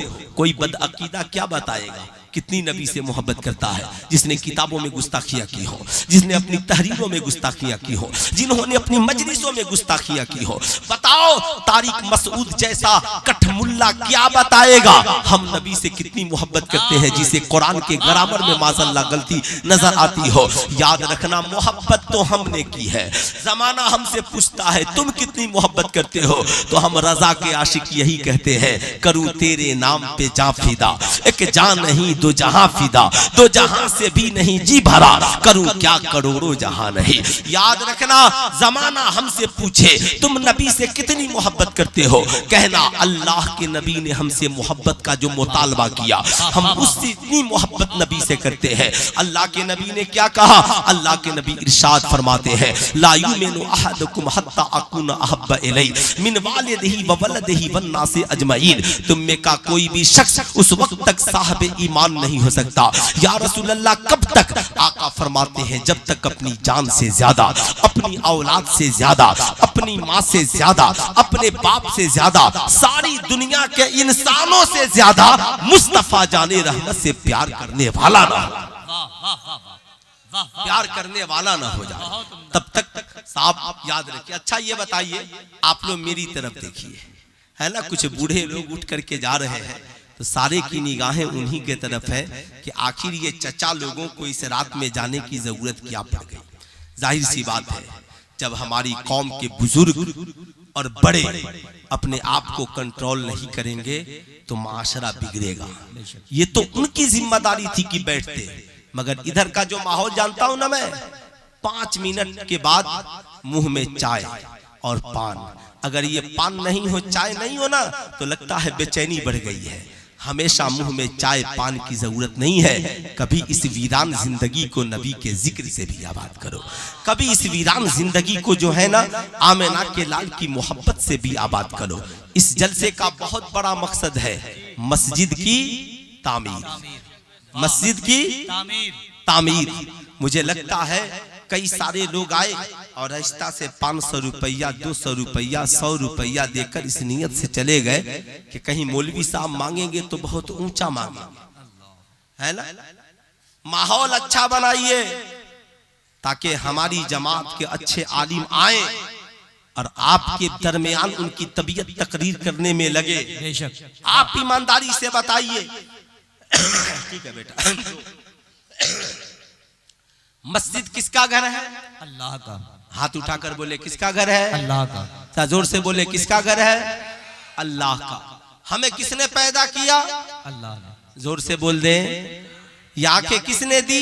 अल्लाह ने। ये बाजू किसने दिए? अल्लाह ने। हमें मालो जर से किसने नवाजा? अल्लाह ने। बताएं, जमीन किसने बनाई? अल्लाह ने। आसमान किसने बनाए? अल्लाह ने। अल्लाह मालिको मुख्तार है, वो किसी का मोहताज नहीं है। अगर वो खुदा चाह दे तो हर बस्ती में एक एक मस्जिद उतार दे, मगर वो रब आजमाता है कि देखूं मेरे बंदे जिन्हें मैंने बनाया, आंखें खूबसूरत दी, खानदान खूबसूरत, माँ खूबसूरत, बाप खूबसूरत, माल खूबसूरत, दौलत खूबसूरत, नौकरी खूबसूरत, मकान खूबसूरत। जितने हम लोग बैठे हैं सबके पास अलग अलग मकान है कि नहीं है? अरे हाथ उठाकर बोलिए, अलग अलग मकान है कि नहीं है? सबके पास मकान है ना। सब अपनी अपनी बिल्डिंगें बनाते हैं ना। खुदा भी चाहे तो मस्जिदें बना दे, मगर रब आजमाता है। जिन बंदों को मैंने आलीशान बिल्डिंगें दी हैं, वो सारे बंदे मिलकर मेरा एक घर बना पाते हैं कि नहीं बना पाते। जो दुनिया में रब की रज़ा के लिए जैसी मस्जिद बनाएगा, अल्लाह ताला जन्नत में उसके लिए वैसा महल तैयार फरमा देगा। याद रखिए, आपके घर की, आपकी बस्ती की सारी बिल्डिंगें एक तरफ, सारी बिल्डिंगें, और तन्हा आपकी बस्ती की ये क्या नाम है, सुन्नी जामे मस्जिद, सुन्नी जामे मस्जिद एक तरफ। आपने कुछ नहीं किया। हाँ बेटा रखो, 500 रुपए की एक बोरी सीमेंट आपने सुन्नी जामे मस्जिद में लगा दी, और आप पूरी जिंदगी की कमाई अपने घर वालों में लगाते रहे, तो जब जब नमाज होगी तब तब आपको सवाब मिलेगा कि नहीं मिलेगा? अरे हाथ उठाकर बोले, मिलेगा कि नहीं मिलेगा? जी। अब साहब, जब तक मस्जिद बाकी तब तक सवाब मिलता रहा, दिन भर में 5 बार सवाब। 500 सुन्नी जामे मस्जिद में लगी, दिन भर में 5 बार सवाब। और 50,000 दोस्तों में लगा दिए, कोई सवाब नहीं। अल्लाह पूरी जिंदगी की कमाई खानदान में लगा दिए, कोई सवाब नहीं। मरकर कब्र में चले गए, हम कब्र में हैं, मगर 1100 रुपए 2100 रुपए हमने मस्जिद में लगाए थे। अब साहब नमाजियों की एक सफ बनवा दी। अब जब तक नमाज होती रही, 5 वक्त कब्र में हमारे पास फरिश्ते खुदा का नूर लेकर उतरते थे। सुभान अल्लाह, सुभान अल्लाह। मैदाने महशर कायम हुआ तो जितनी बिल्डिंगें हैं कोई मैदाने महशर में नहीं जाएंगी। क्या बात। और मस्जिदों को हुक्म होगा, मस्जिदों उठो और जन्नत में चली जाओ। वाह वाह वाह। जन्नत में मस्जिदें कहेंगी मौला हम जन्नत में चले जाएं, मगर हमारे बनाने वाले जन्नत में कब जाएंगे, कब जाएंगे? अल्लाह अकबर। सुने, रब फरमाएगा मस्जिदों तुम भी जन्नत में चली जाओ और जिन्होंने तुझे बनाया उन्हें भी जन्नत में लेकर चले जाओ, और जिन्होंने तुझे सजदों से आबाद किया उन्हें भी जन्नत में लेकर चले जाओ। आजकल नौजवान ये समझते हैं मैं जो कमाता हूं ये सब मेरा है, या हमारी पढ़ी लिखी बीवियां समझती हैं मेरा शौहर जो कमाता है ये सब मेरा है। बोलिए गलत बोल रहा हूं तो? मगर एक नौजवान सरकार की बारगाह में हाजिर हुआ, अर्ज गुजार हुआ आका मर्द के ऊपर पहला हक किसका है? सरकार ने फरमाया तुम्हारी माँ का। बोल दे सुभान अल्लाह। मर्द के ऊपर पहला हक किसका है? हमारी। पूरा मजमा हाथ उठाकर जोर से बोले हमारी माँ का। ठहर गए, दूसरी बार पूछा आका अब किसका? कहा तुम्हारी माँ का। फिर ठहर गए, पूछा अब किसका? कहा आका तुम्हारा। आका ने फरमाया तुम्हारी माँ का। चौथी बार पूछा आका जी अब किसका? आका ने कहा तुम्हारे बाप का। आला हजरत से पूछा गया हुजूर मर्द कमाए तो क्या करे? आला हजरत ने फरमाया मर्द 100 रुपए कमाए तो 75 माँ को दे दे और 25 बाप को दे दे। इसलिए कि हुजूर ने 3 बार माँ का जिक्र किया और 1 बार बाप का जिक्र किया।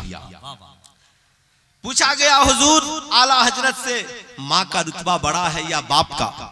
आला हजरत फरमाते हैं मोहब्बत माँ से ज्यादा करो और अदब बाप का ज्यादा करो, इसलिए कि बाप तेरा भी हाकिम है तुम्हारी माँ का भी हाकिम है।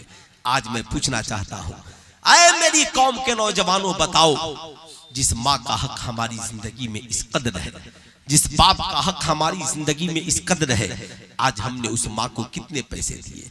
आज कितने नौजवान अपनी कमाई माँ के हवाले करते हैं, या कितने नौजवान अपनी कमाई में से माँ को हिस्सा देते हैं? आज यही वजह है आज हम डॉक्टर बनकर, इंजीनियर बनकर, प्रोफेसर बनकर, आलिम मौलाना बनकर भी हम जिंदगी में कामयाब नहीं है। उसकी सबसे बड़ी वजह यह है हमारी कमाई में हमारी माँ का हिस्सा नहीं है। हमने अपनी जिंदगी में माँ को तरजीह देना बंद कर दिया। बड़ा अफसोस होता है जब रमजान का महीना आता है और बूढ़ी माँ फूल लगाती है, कहती है मेरे लाल तेरे अब्बा की दवाइयाँ लेनी है, ईद आने वाली है, मुझे कपड़े बनवाने हैं, तेरी एक बहन भी गरीब है कुछ पैसा भेज दे। या आज का नौजवान कहता अम्मा फोन रख दे, अपने बीवी बच्चों से बचेगा तब न भेजेंगे। सुल्तान रजा कहना चाहेगा किस मुंह से तू कहता है कि अपने बीवी बच्चों से बचेगा तब न हम भेजेंगे? मैं पूछना चाहता हूँ बताओ ईमानदारी से, क्या अल्लाह ने कुरान में नहीं कहा, कुरान में नहीं कहा रब्बिरहमहुमा कमा रब्बयानी सगीरा?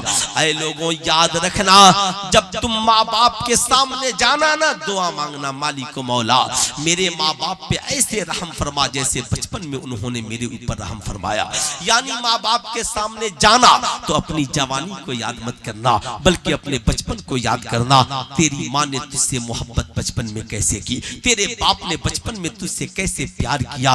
बताओ मेरी कौम के नौजवान नौजवानों, क्या दुनिया में कोई माँ है जिस माँ ने तुझसे कभी कहा हो बेटे रोटियां बन गई है, बचेगा तो तू खाएगा, पहले तेरी माँ खाएगी? क्या तेरे बाप ने कभी तुझसे कहा बेटे तनख्वाह मिली है, पहले मैं अपनी जरूरत पूरी करूंगा, बचेगा तो तू अपनी जरूरत पूरी करना? नहीं, बल्कि बूढ़ी माँ ने तो खाना बनाकर कहा था लाल पहले तू खा ले, बचेगा तो माँ खा लेगी।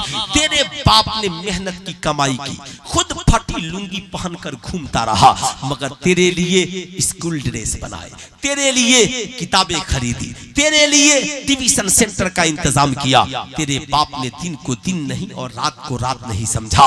आज अफसोस वही माँ बूढ़ी हो गई, आज वही बाप बूढ़ा हो गया, तो आज का नौजवान बाप चाय की होटल में मोहताज है, माँ दवा की 2 घूंट के लिए मोहताज है। सुल्तान रजा कहना चाहेगा नहीं, याद रखना सारे दोस्तों को तेरी कमाई नसीब होती है, तेरी बीवी बच्चों को तेरी कमाई नसीब होती है, मगर जब तू माँ से कहता है ना अम्मा फोन रख दे बचेगा तो मैं तुझे भेजूंगा, माँ का कलेजा फट जाता है, आंखों में आंसुओं के कतरे आ जाते हैं। जब माँ रो देगी ना तो तेरा वजूद बिखर जाएगा। इसलिए मेरी कौम का नौजवान आज के जलसे से पैगाम लेकर जा कि आज के बाद दिल्ली मुंबई कलकत्ता कहीं रहना, कमाना तो पहला फोन अपनी बूढ़ी माँ को करना, अम्मा मुझे तनख्वाह मिली है, बोल तुझे कितने पैसे चाहिए? जानते हो क्यों? याद रखना तेरी कमाई खाकर तेरे दोस्त सो जाते हैं, तेरी कमाई खाकर तेरी बीवी बच्चे सो जाते हैं, मगर रात की तन्हाई में कोई तेरे लिए आंचल फैलाता है तो बूढ़ी माँ फैलाती है। रात की तन्हाई में कोई तेरी कामयाबी के लिए अपने बाजुओं को फैलाता है तो तेरा बूढ़ा बाप फैलाता है। जानते हो जब तू कहता है ना माँ बता तुझे कितना पैसा चाहिए, माँ का कलेजा मुस्कुरा देता है और माँ आंचल को फैलाती है, मौला मेरे बेटे ने मेरा ख्याल किया है तो उसकी जिंदगी को आबाद कर देना। तेरी माँ दौड़ कर तेरे बाप के पास जाती है, सुना है बेटे का फोन आया था, कह रहा था अम्मा कितना पैसा चाहिए? बाप कहता है सुनो अभी तूने मांगा नहीं न, कहा नहीं, कहा कहना पहले अपनी बीवी बच्चों की जरूरत को पूरी कर लेगा और फिर बचेगा ना तब हमारे लिए पैसे भेजेगा। हमारा क्या, हम तो बूढ़े हो गए, हमारी ईद तो पुराने कपड़ों में भी हो जाएगी।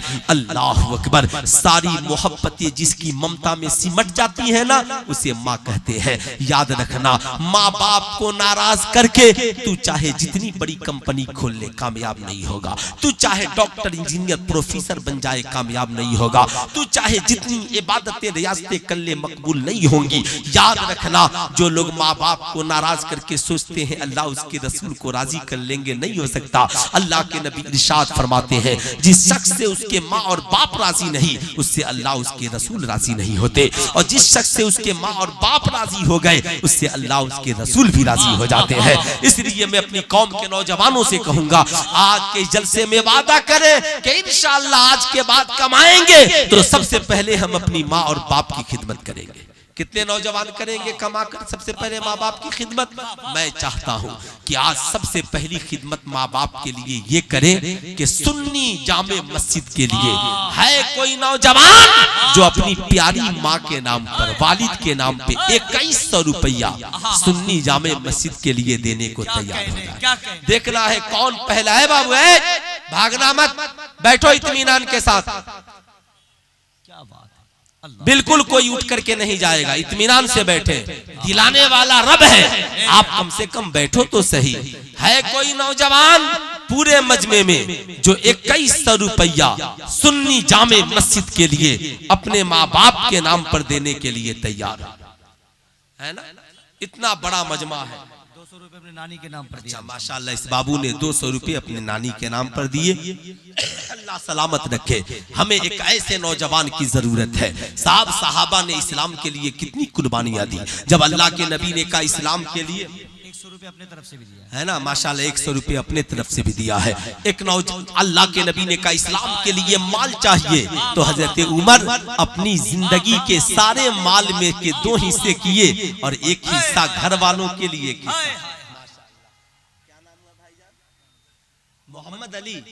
मोहम्मद अली बाबू ने 2100 रुपया अपने माँ बाप का नाम पर दिया। नारे तकबीर, नारे रिसालत, मज़हबे इस्लाम, तहफ़्फ़ुज़े ईमान कॉन्फ्रेंस, चंदा देने करने वाले हजरात, वाह वाह वाह, माशाल्लाह। QR कोड आप ले आइए, यहाँ पर स्कैनर, माशाल्लाह। मोबाइल का दौर है ना, माशाल्लाह माशाल्लाह। क्या नाम हुआ? नूर भाई, माशाल्लाह 2100 रुपया माँ बाप के नाम पर, बोलने सुभान अल्लाह, माशाल्लाह माशाल्लाह। ये दो नौजवान के स्कैनर दे दीजिए, है ना, माशाअल्लाह माशाअल्लाह। क्या बात है, जानते हैं, सुनिए, चंदा देना नहीं देना ये सब अलग की बात, अल्लाह जिसे तौफीक देगा ले ही लेगा। अल्लाह जिसके माल को पसंद करेगा वो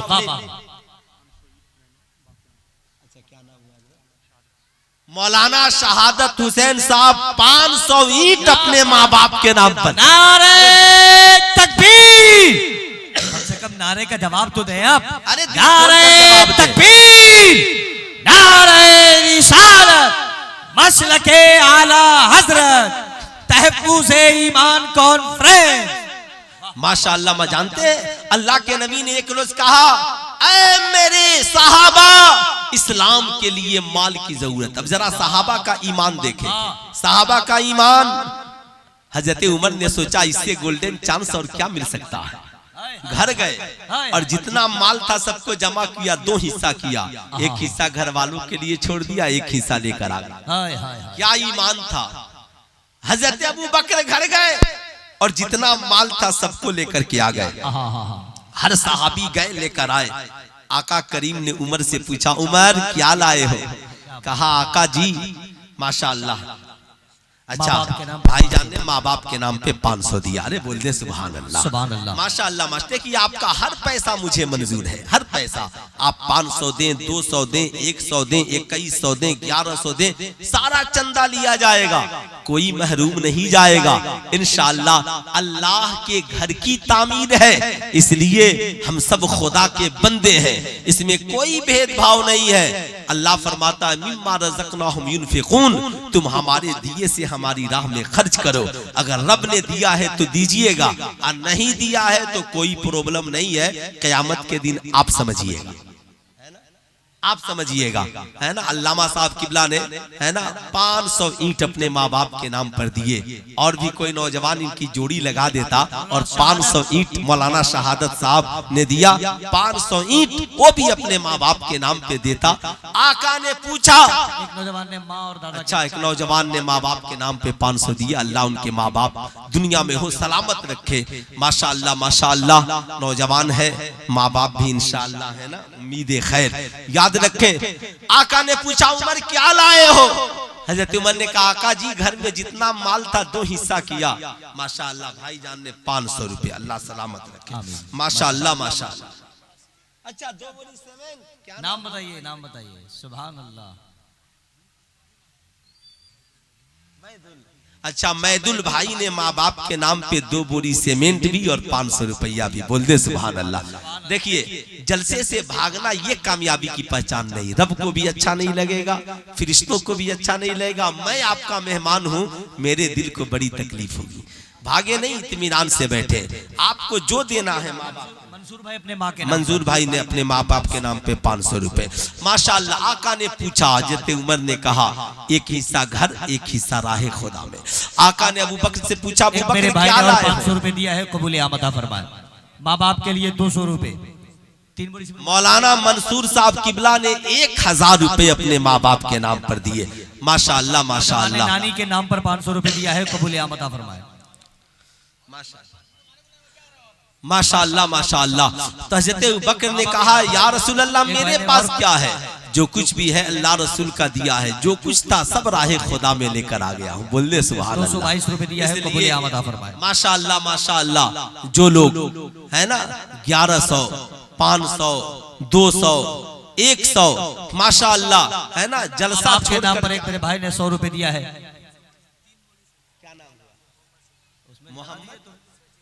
मोहम्मद सजीबुल भाई माँ बाप के नाम पर 3 बोरी सीमेंट, अल्लाह सलामत रखे, अल्लाह अल्लाह। देखिए जलसा अभी खत्म नहीं हुआ है, चंदे का ऐलान हुआ है। सुन्नी जामे मस्जिद के लिए चंदा, अभी उल्फत नूरी साहब पढ़ेंगे, अभी मेरी तकरीर 1 घंटा और होगी, लेकिन मैं देख रहा था कि लोग चंदा देने के लिए परेशान थे, इसलिए मैंने सोचा कि पहले ऐलान कर दिया जाए। क्या बस एक नौजवान मेरे दादा के नाम पर 500 रुपए दिया है कबूल आमद। माशाअल्लाह, 200 रुपए दिया है। एक मेरे भाई ने 100 रुपए लगा, लोग 500, 1000, 100 दे रहे हैं, सब कबूल है। अच्छा, इफ्तिखार भाई है ना, माशाअल्लाह, माँ बाप बीवी सबके नाम पर अल्लाह सलामत रखे, है ना। इस बाबू ने दादा दादी के नाम पर, भाई जान ने माँ के नाम पर मेरे भाई ने दिया है 200 रुपया। एक मेरे भाई ने और 100 रुपए दिया है। माशाअल्लाह 200 रुपया। अगर आप लोग बहुत सलीके से बैठे होते और इस तरीके से आपने चंदे के नाम पर अफरा तफरी नहीं मचाया होता। अब्दुल हकीम साहब के नाम के भाई ने, अच्छा, मौलाना अब्दुल हकीम साहब के नाम पे 500, आसिरुल हक साहब के नाम पे 500 रुपया, है ना। ये 100 रुपया चंदन ने दिया, इन्होंने 100 रुपया। सारे लोग इत्मीनान से बैठे, जिन्हें चंदा देना था वो दे चुके, है ना। इंशाअल्लाह माशाअल्लाह जान ने 500 रुपया, है ना, माँ बाप के नाम पर दिया। माशाअल्लाह मेरा इलाका होता, सिवान होता, तो मैं बड़े संभाल कर सिवान, छपरा, गोपालगंज में चंदा कराता। माँ बाप के नाम पर 500, भाई जान ने माँ बाप के नाम पे 500, इन्होंने माँ बाप के नाम पे 100 रुपए। लेकिन आपने जो अफरा तफरी का माहौल बना दिया, है ना, और सारे लोग उठ करके चंदा दे करके चले गए, खतीब बैठा हुआ है। ये तरीका अदब के खिलाफ है और ये माहौल भी अदब के खिलाफ है ना। इसलिए जो लोग गए हैं उनसे गुजारिश है कि आप तशरीफ रखें। न जलसा खत्म हुआ है, न मेरी तकरीर खत्म हुई है, न मेरी गुफ्तगू खत्म हुई है। वालिद के नाम पर 100 रुपए दिया है, कबूल आमद फरमाए। माशाअल्लाह माशाअल्लाह, आपने जो पैसे दिए हैं, इतना पैसा में तो मस्जिद की तामीर नहीं होगी, मैं ये खूब जानता हूँ। न इतना पैसे में तो यार एक पिलर भी खड़ा नहीं हो पाएगा जो चंदा आपने दिया है। फिर भी आप उठकर इस खुशफहमी में चले गए कि हम लोगों ने चंदा दे दिया, हक अदा हो गया।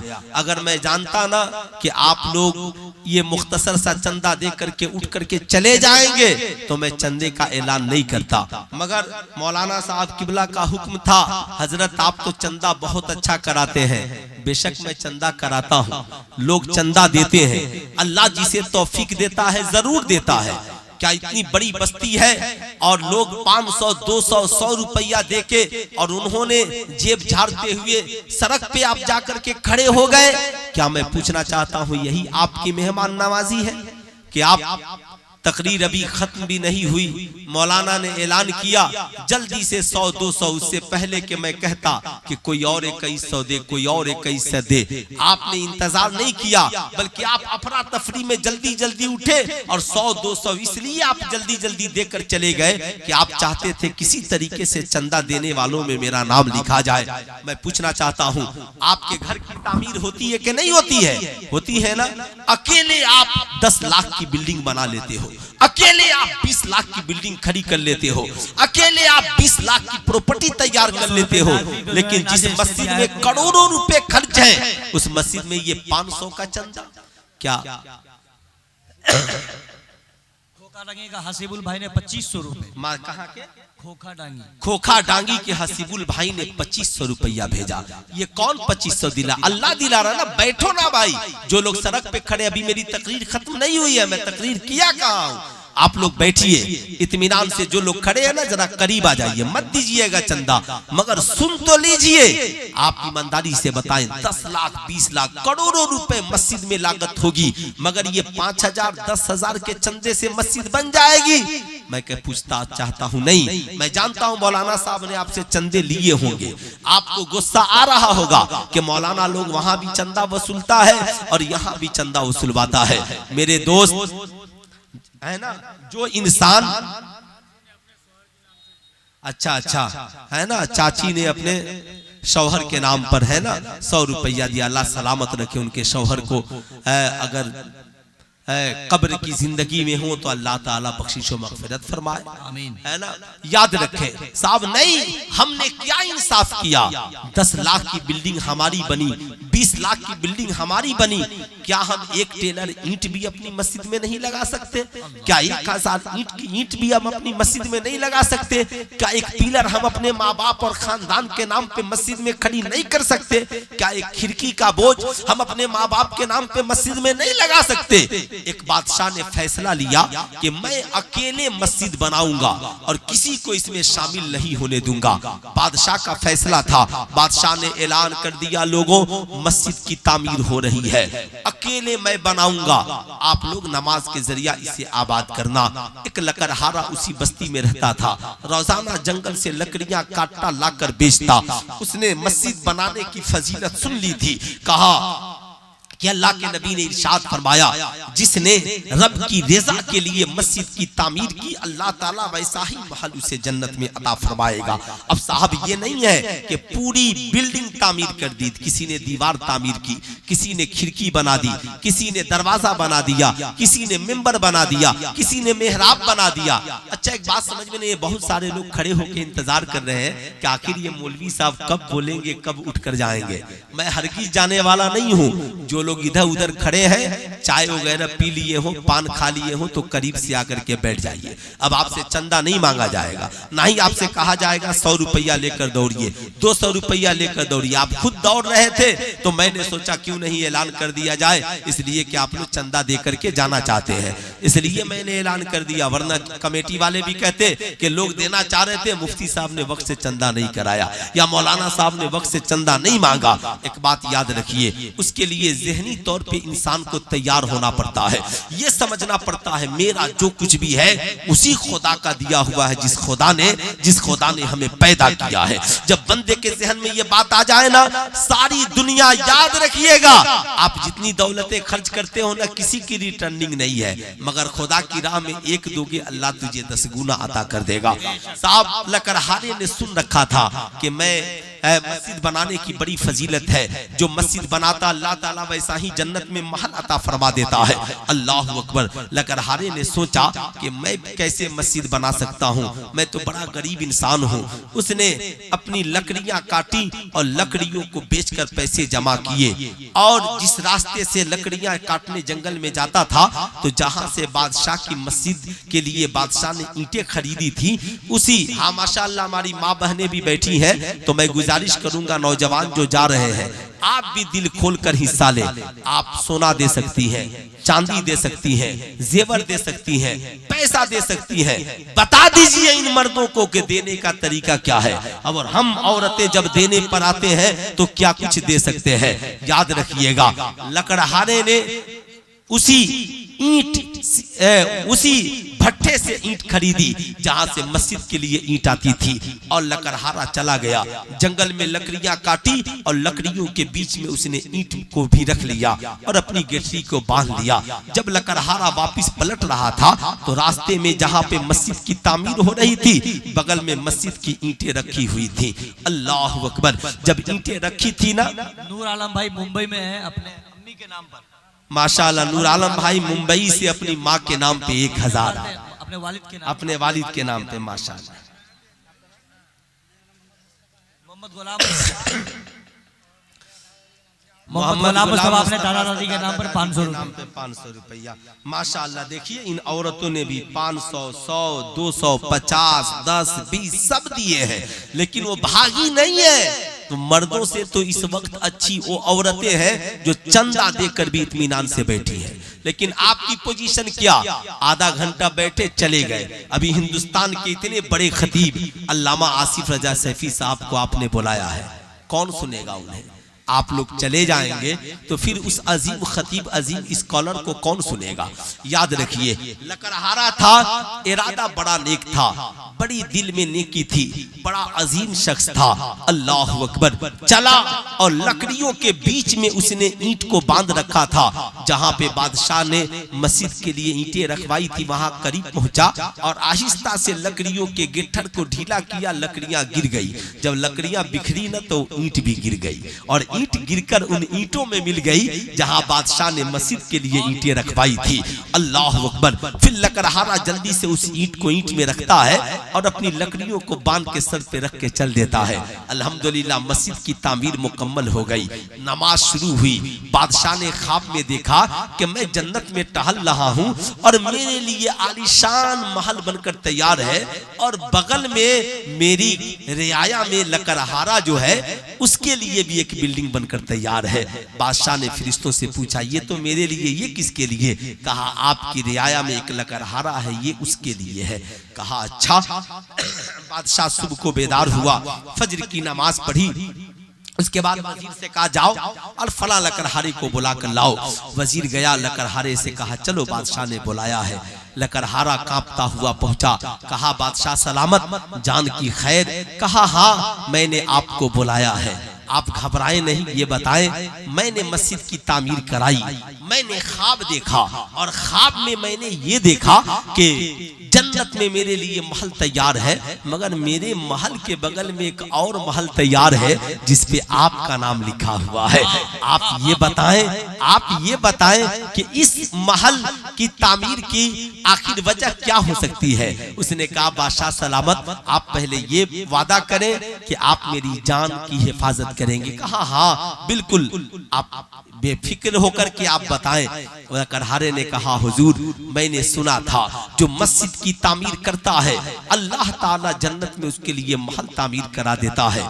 आप तो अमीर आदमी है, बादशाह है, अकेले आप मस्जिद बना सकते हैं। मैंने सोचा मुझ जैसा गरीब आदमी कहां से अकेले मस्जिद बनाएगा?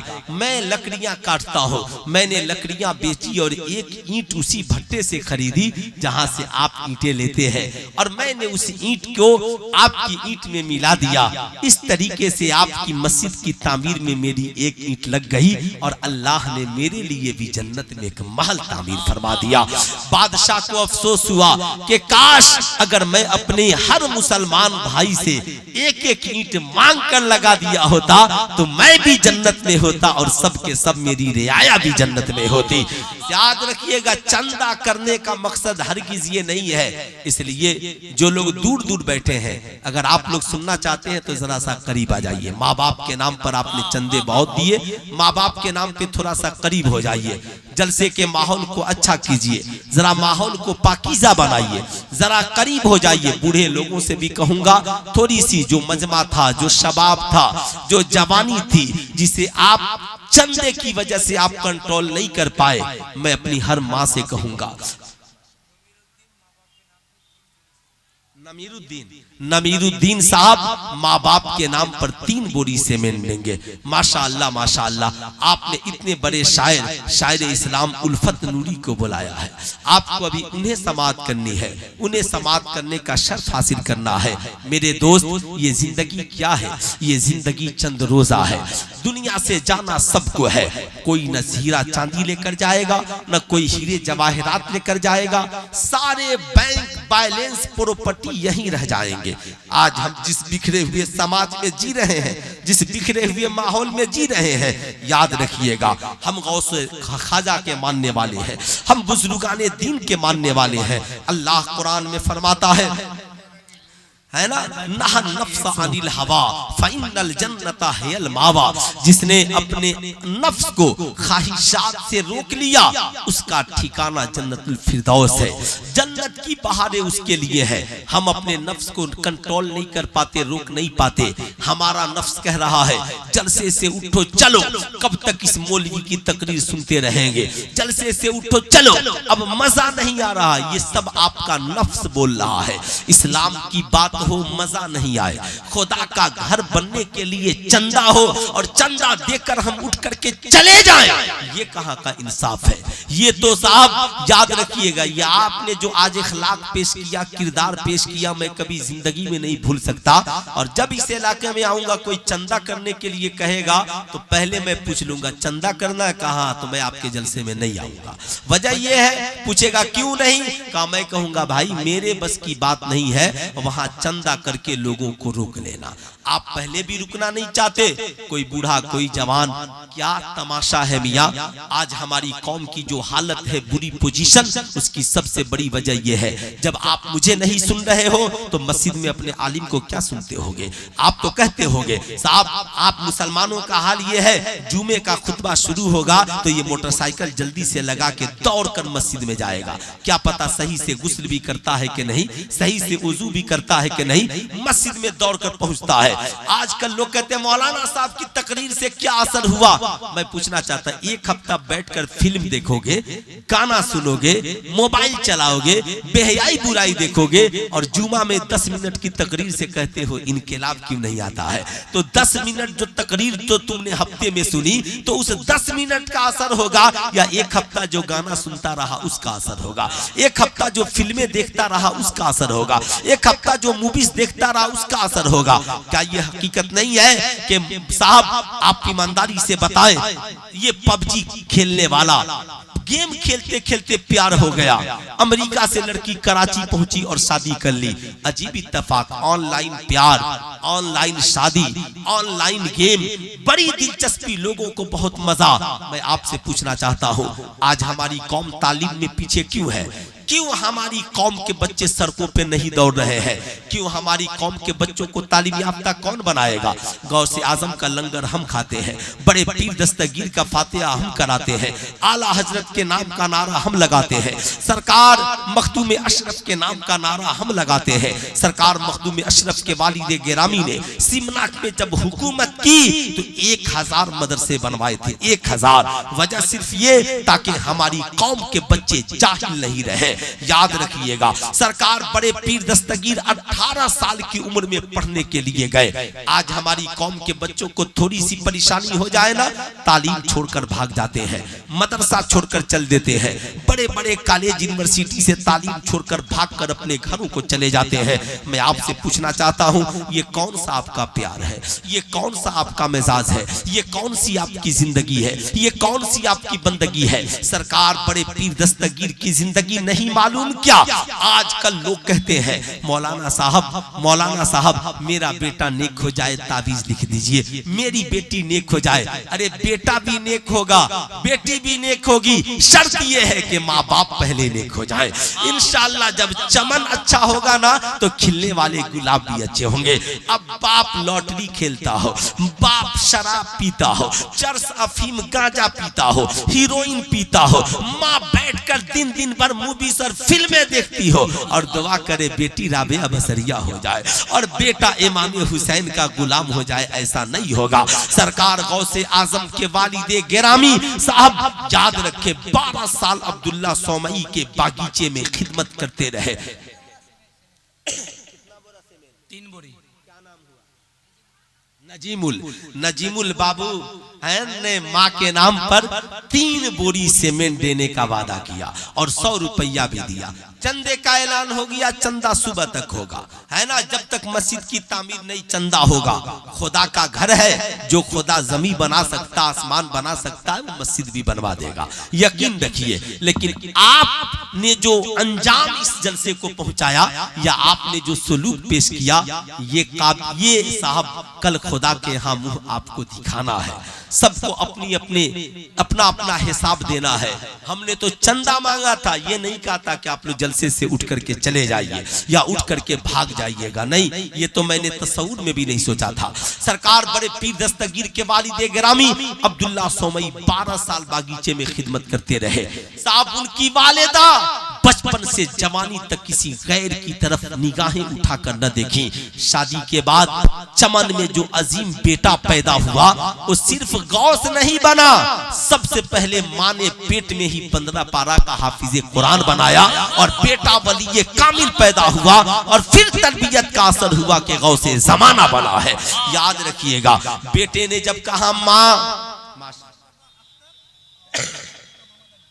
माशाल्लाह 500 टका अख्तर, 500 मोहम्मद अली और आपने दिलवाया ना तो आपको भी इसका सवाब मिलेगा, है ना। माशाल्लाह 1000 रुपया मस्जिद की तामीर। देखिए मैंने कहा ना, अल्लाह को जिसकी मालो दौलत पसंद है ना, अल्लाह ताला दिला देगा।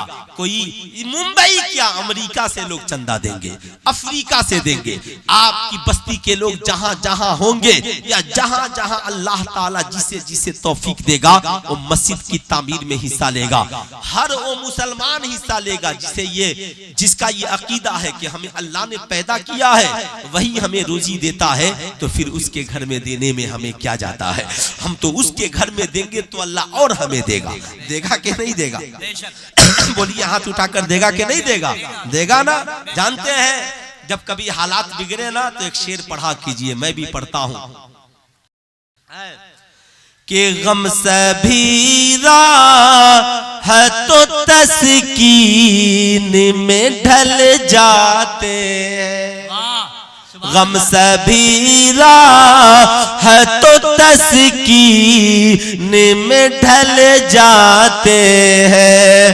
गम सभी है तो तस्कीन में ढल जाते हैं। जब करम होता है हालात बदल जाते हैं। इसलिए याद रखिए, जब उनका करम होगा ना, हालात बदल कर रहेंगे। 18 साल की उम्र है सरकार बड़े पीर दस्तगीर की। फैसला क्या किया? पढ़ने का। कहा माँ मैं पढ़ने जाना चाहता हूँ। माँ मुस्कुराई, का बेटा जा, ये गुदरी में लाल सिल दी हूँ, और बेटा जिंदगी में कभी झूठ ना बोलना। माँ ने क्या कहा? जिंदगी में कभी झूठ। मैं अपनी माओ से भी कहूंगा, आप भी बेटों को कम से कम जिंदगी में कुछ नसीहतें करें। बेटा कहीं दीनी मजलिस में जाओ तो अदब का ख्याल रखो। तुमने जिंदगी में बहुत रातें मोबाइल पे कुर्बान की है, एक रात दीन सीखने के लिए कुर्बान। माशाअल्लाह, खैरुल अपने माँ बाप के नाम पर 5 बोरी सीमेंट दान किया। माशाअल्लाह, है ना। यहाँ का कुछ भाषा हम लोगों को भी सिखा दी, है ना। माशाअल्लाह माशाअल्लाह, अल्लाह सलामत रखे। सरकार गौसे आजम की माँ ने क्या कहा कि मंसार अली अपनी बीवी के नाम पर 5 बोरी है। माशाअल्लाह, मंसार बाबू अपनी बीवी के नाम पर 5 बोरी सीमेंट। अरे बोलने सुभान अल्लाह। माशाअल्लाह माशाअल्लाह। देखे ना, जब कर्म होता है हालात, अभी यहाँ हालात बदलेंगे। नौजवान आ रहे हैं, जितने इधर उधर है ना, सब आएंगे। आइए, महफिल फिर वैसे ही सजेगी। फिर अल्लामा आसिफ रजा सैफी साहब की तकरीर होगी, उल्फत पूरी साहब की नातखानी होगी। वरना फिर मेरी इज्जत का तो आज आपने जनाजा निकाल ही दिया। जाहिर सी बात है, इतना जनाजा निकाला कि मैं जिंदगी में कभी इस बेइज्जती को भूल भी नहीं सकता हूँ। अगर इस वक्त कोई खतीब इंडिया का देख ले, कहे कि मुफ्ती सुल्तान की तकरीर हो रही थी या लोग उठकर चले गए, है ना, तो बताएं फिर क्या अंजाम रहेगा। मैं तो कभी कभी पढ़ा करता हूँ, शेर है ना, आ पढ़ा हूँ तेरे कदमों में ये सुन कर मैं भी, तेरे कदमों में जो गिरते हैं संभल जाते हैं। यकीन जानिए, अगर मेरी जगह आप होते ना तो जलसे में नहीं आते। मैं जिस पोजीशन में जलसे में पहुंचा हूं, सिर्फ इसलिए कि कारी अब्दुल हन्नान साहब को कोई ये ना कह दे कि इस लड़के ने लग रहा किसी को दावत नहीं की है, इसलिए कोई मौलाना नहीं आया है। आप किसी भी सरकारी कर्मचारी से पूछिएगा कि इलेक्शन ड्यूटी लग जाए और इलेक्शन ड्यूटी छोड़कर वो जलसा पढ़ने आ गया, हो ही नहीं सकता है। सबसे पहले वो अपनी ड्यूटी देखता है। लेकिन फिर भी मैं पहुंचा, मैं ये अर्ज कर रहा था, सुने सारी बातें। बहुत दूर जो लोग बैठे उनसे गुजारिश है, जरा जरा करीब आ जाए। और जलसे वालों से भी, इधर के जलसे वालों से गुजारिश है, ये जरा कीमती नहीं लगता ना तो भी चलता, पिंडाल जरा छोटा होता तो भी चलता।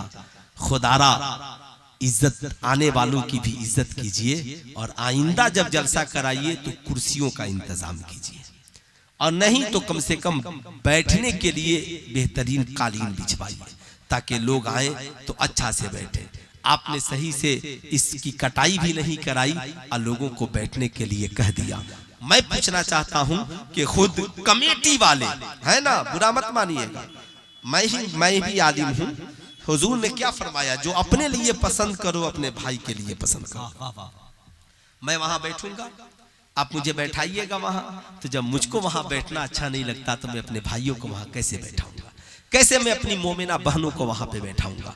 ये आपके यहाँ का मिजाज है, लोग इस पे बैठ लेते हैं, मैं इससे नहीं, इससे ये नहीं करता, लेकिन जमाना डेवलप कर रहा है, लोग डेवलप कर रहे हैं, इसलिए ये ऊपर का पिंडाल थोड़ा कम भी खूबसूरत होना तो चलेगा, लेकिन ये नीचे पे बैठने का इंतजाम बेहतर होना चाहिए। इसलिए मैंने ये इस्लाह कर दी। मैंने कई जगह कहा भी, लोग असर भी हो रहा है। किशनगंज में मैंने एक बार कहा था कि साहब ये लोग क्या इंतजाम करते हैं, तो इस बार जब मुझे लोगों ने बुलाया तो अल्हम्दुलिल्लाह पूरे मजमे में कुर्सियों का इंतजाम था।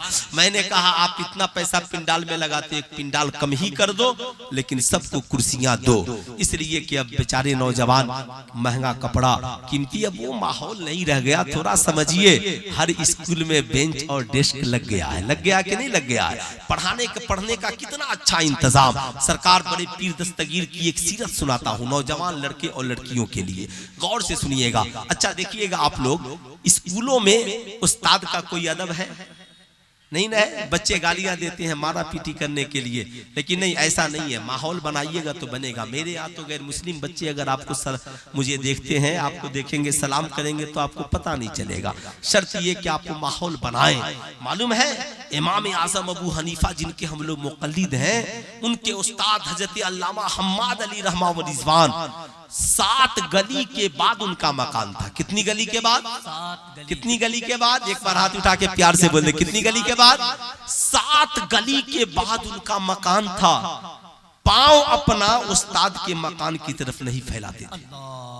कितनी गली के बाद? 7 गली के बाद। तो जो उस्ताद का इतना अदब करता हो, नबी का कितना अदब करता होगा, वो माँ बाप का कितना अदब करता होगा, वो माँ बाप का कितना अदब करता होगा। ये इस्लाम हमें सिखाता है, ये तरीका इस्लाम हमें बताता। इसलिए कभी ना दीनी मजलिसों में जुड़ कर रहिए, और हम लोग तकरीर करने आए ना, तो आपको कुछ पर्सनल जानना हो तो कागज पे लिख के दीजिए, थोड़ा उस्ताद के बारे में बोल दीजिए, थोड़ा माँ बाप के बारे में। भाई कौन खतीब नहीं बोलेगा, क्यों नहीं बोलेगा? आया किस लिए? बोलने के लिए। तो सरकार बड़े पीर दस्तगीर है। अल्लाह अकबर। आलम यह है कि सरकार बड़े पीर दस्तगीर 18 साल की उम्र पढ़ने के लिए गए। माँ ने कहा बेटे जिंदगी में कभी झूठ न बोलना। सरकार बड़े पीर दस्तगीर के असर ये हुआ कि अभी बगदाद पहुंचे भी नहीं है, कितने लोग उनके हाथ पे कलमा पढ़कर मुसलमान हो, गुनाहों से तौबा कर लिया। कहते हैं सरकार बड़े पीर दस्तगीर, जब मैं बगदाद पहुंचा ना तो मेरा सब कुछ खत्म हो गया। महीने गुजर गए मगर खाना नसीब नहीं हुआ। गौर से सुनेंगे, महीने गुजर गए मगर खाना नसीब नहीं हुआ। मैं सबक पढ़ता और मस्जिद में आकर बैठ करके याद करता। अल्लाह अकबर। मस्जिद में बैठकर वीराने में याद करता। कहते हैं जब भूख की शिद्दत बढ़ जाती ना, भूख की शिद्दत बढ़ जाती तो मैं मस्जिद की जमीन पर लेट जाता और कुरान की आयत पढ़ता, फ़इन्ना मअल उसरि युसरन इन्ना मअल उसरि युसरा। अल्लाह अकबर। सरकार बड़े पीर दस्तगीर कहते हैं एक दिन ऐसा हुआ कि मैं महीनों का भूखा था और बैठकर सबक याद कर रहा था। बयाबान में गैब से आवाज आई, अब्दुल कादिर उठो और कुव्वते ला यमूत के लिए कम से कम इतना कर्ज ले लो ताकि तेरी जिंदगी बच जाए। बोल दे सुभान अल्लाह। साहब याद रखना, ये उन नौजवानों के लिए जो गरीबी की वजह से तालीम छोड़ रहे हैं, उन नौजवानों के लिए जो सिर्फ साहब गुर्बती की वजह से तालीम छोड़ करके चले जाते हैं ना। मेरे दोस्त, सिर्फ गौस का लंगर न खाइए, सिर्फ गौसे आजम की करामतों को याद मत कीजिए, जरा गौसे आजम की इस्तेकामत देखिए, गौसे आजम की सब्र भरी जिंदगी देखिए, गौसे आजम के दौरान तालिब इल्मी का जमाना देखिए। अल्लाह अकबर। सरकार बड़े पीर दस्तगीर कहते हैं कि मैं वहां से उठा और नानबाई की दुकान पर गया। जाने के बाद मैंने नानबाई के दरवाजे, नानबाई के दुकान पे मैंने कहा, ऐ नानबाई मुझे तू कुछ शर्त के साथ कर्ज देगा। नानबाई भी खुदा वाला था, रो पड़ा। कहा हुजूर दुकान भी आपकी, सब आपका, जो चाहे ले ले। कहा यूं नहीं लूंगा, मैं लूंगा मगर एक शर्त है। कहा क्या? कहा अगर मैं जिंदा रहा, अल्लाह ने मुझे दिया तो दे दूंगा, और अगर मौत आ गई तो मुझे माफ कर देना। सुनो, तुम मुझे रोजाना 1.5 रोटियां देना। कितनी रोटियां? जरा एक एक उंगली उठाकर बोलिए, कितनी रोटियां? 1.5 रोटियां। कौन 1.5 रोटियां कर्ज मांग रहा रहा है सरकार बड़े पीर दस्तगीर किस लिए कर्ज मांग रहे हैं? पढ़ने के लिए। मैं आपसे कहूंगा आप सिर्फ फातिहा कराते हो, अपने बच्चों को बुजुर्गों की जिंदगी नहीं सुनाते हो। हमारी कौम की बेटियां मुहर्रम आए ना पूरे मुहर्रम पर फातिहा कराती हैं, मगर कभी बेटियों को बैठा करके सीरत फातिमतुज़ ज़हरा नहीं सुनाती है। मैं कहूंगा नाना मेरी कौम की बेटियों जरूर सुनो और सुना करो, याद रखा करो। तुम नहीं याद रखोगी तो कौन रखेगा? सरकार बड़े पीर दस्तगीर है, 1.5 रोटियां कर्ज लेते, सबक पढ़ते, सुबह को आधी रोटी, दोपहर आधी रोटी, रात को आधी रोटी। आज ए मेरी कौम का नौजवान, तुझे सुबह को बेहतर नाश्ता, तुझे दोपहर में बेहतरीन खाना, रात को बेहतरीन खाना, घर से जाते हो तो माँ लंच बना कर देती है। बड़े बड़े तेरे बाप ने, माँ बाप ने तेरी तालीम के लिए कोटा, दिल्ली, मुंबई कहां कहां इंतजाम किया, मगर फिर भी हमारे नौजवान तालीम छोड़कर चले आते हैं। मैं कहूंगा ना, गौसे आजम की सुन्नत को याद रखना।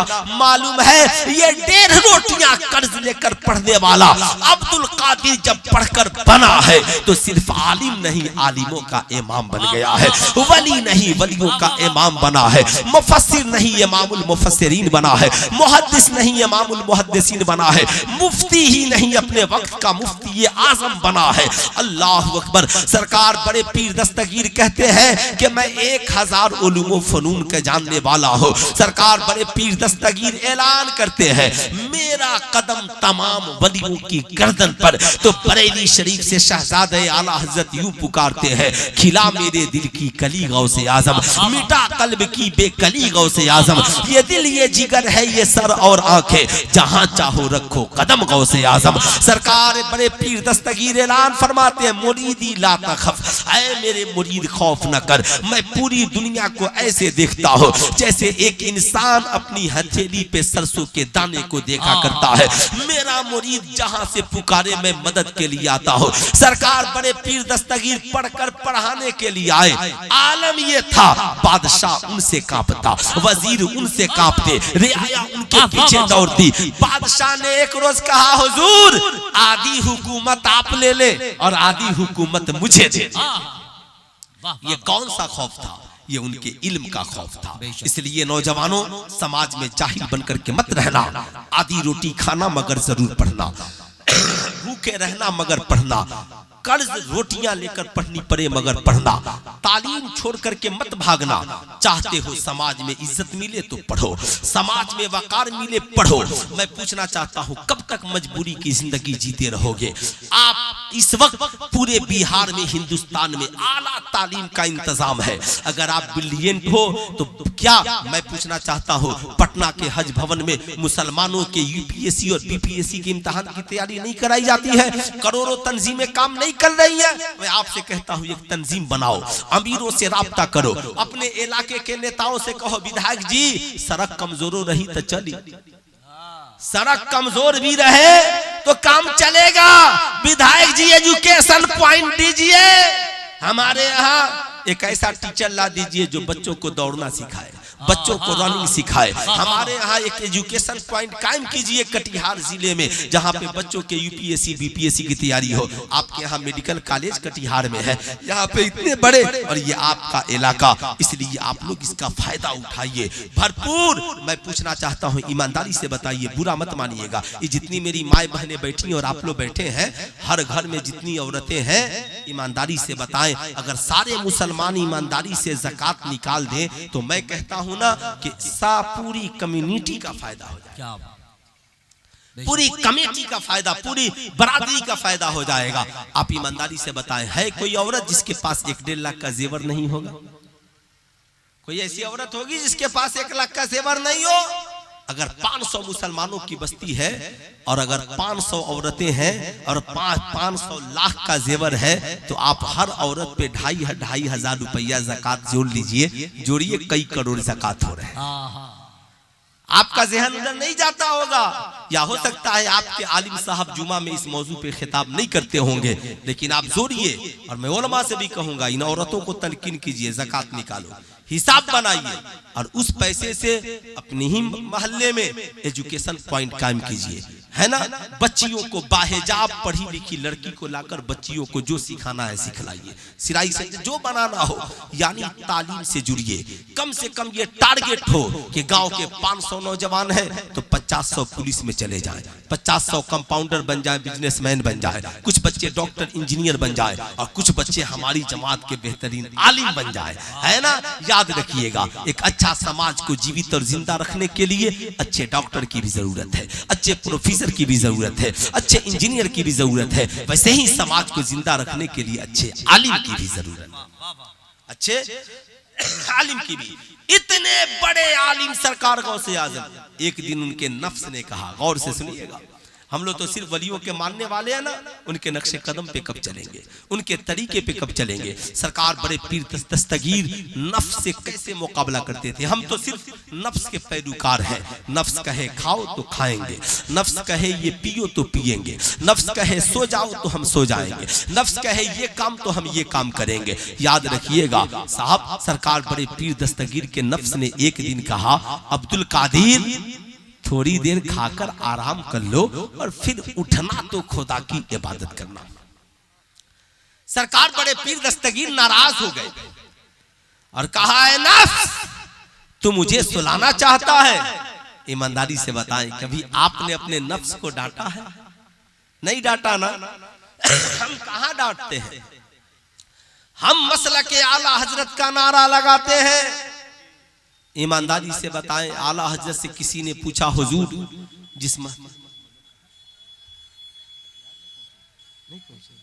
दरूद शरीफ पढ़े, अल्लाहुम्मा सल्ली अला सय्यदना शफीना हबीबना मौलाना मुहम्मद मादनिल जूद वल करम मंबइल इल्म वल हिल्म वल कम बारिक वसल्लम सल्लु अलैहि सलातन व सलामन अलैका या रसूल अल्लाह सल्लु अलैहि सलातन व सलामन अलैका या हबीब अल्लाह दाइमन अबदन अबदा।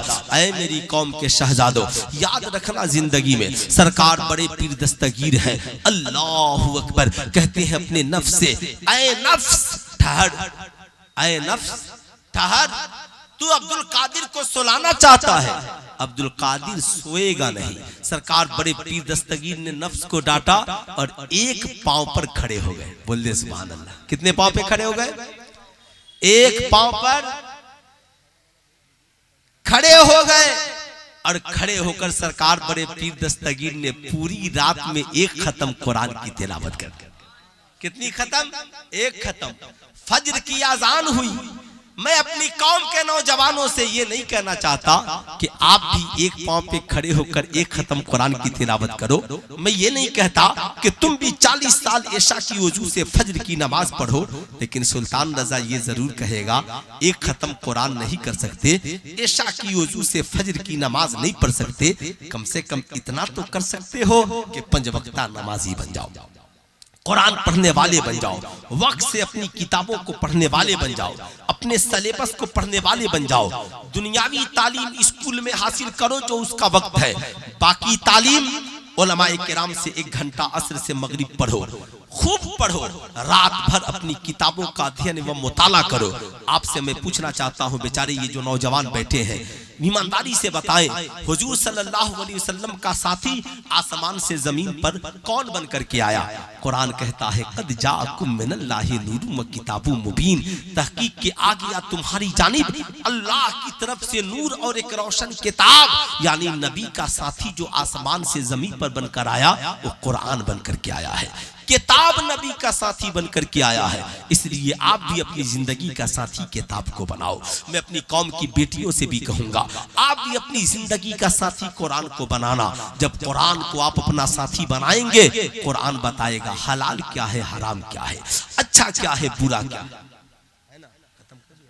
अच्छा क्या है, बुरा क्या है, हलाल क्या है, हराम क्या है। इसलिए याद रखिएगा जिंदगी में इन बातों को। क्या ये हकीकत नहीं है? साहब हजरत इमाम गजाली ने लिखा कि अल्लाहु अकबर, एक कौम बनी इसराइल की एक औरत थी मूसा अलैहिस्सलाम के जमाने में, बड़ी गरीब औरत। साहब शौहर अकेले कमाता था। हफ्ते गुजर गए, मगर हफ्ते गुजरने के बाद भी हफ्ते गुजरने के बाद भी खाना नसीब नहीं हुआ। बीमार शौहर घर में पड़ा है, बच्चे छोटे छोटे हैं। उसने सोचा कि पड़ोस में एक अमीर ताजिर है, उसके घर जाती हूँ, उससे कुछ मांग कर लाती हूँ। ताजिर के घर पहुंची है। ताजिर की नजर जब उस पर पड़ी, ताजिर ने कहा मैं तुझे सब कुछ देने को तैयार हूँ, मगर मेरी एक शर्त है। उसने कहा क्या? कहा तुम अपने आप को मेरे हवाले कर दे। उसने कहा नहीं, ऐसा नहीं हो सकता। अच्छा, आपकी बाबू के मम्मी ने पापा के नाम पर 1000 रुपया, माशाअल्लाह, है ना।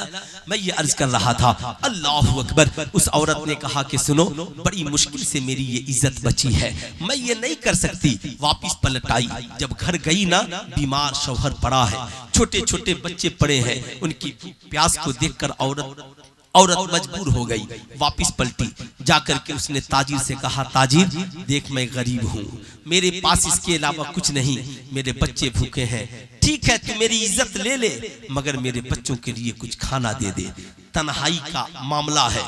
तन्हाई में ताजिर उस औरत से मुलाकात करना चाह रहा है, मगर उसके जिस्म पर खौफे खुदावंदी से कपकपी तारी है। ताजिर ने कहा, बता, मैं तो तुझे मजबूर करके नहीं बुलाया, तू तो अपनी मर्जी से आई है, यहाँ तन्हाई में कौन देख रहा है?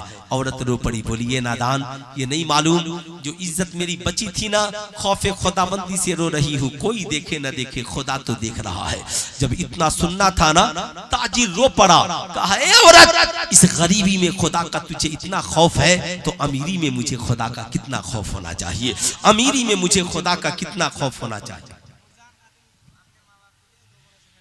अच्छा, नूरजहां खातून अपने माँ बाप के लिए 2 बोरा सीमेंट दान किया है।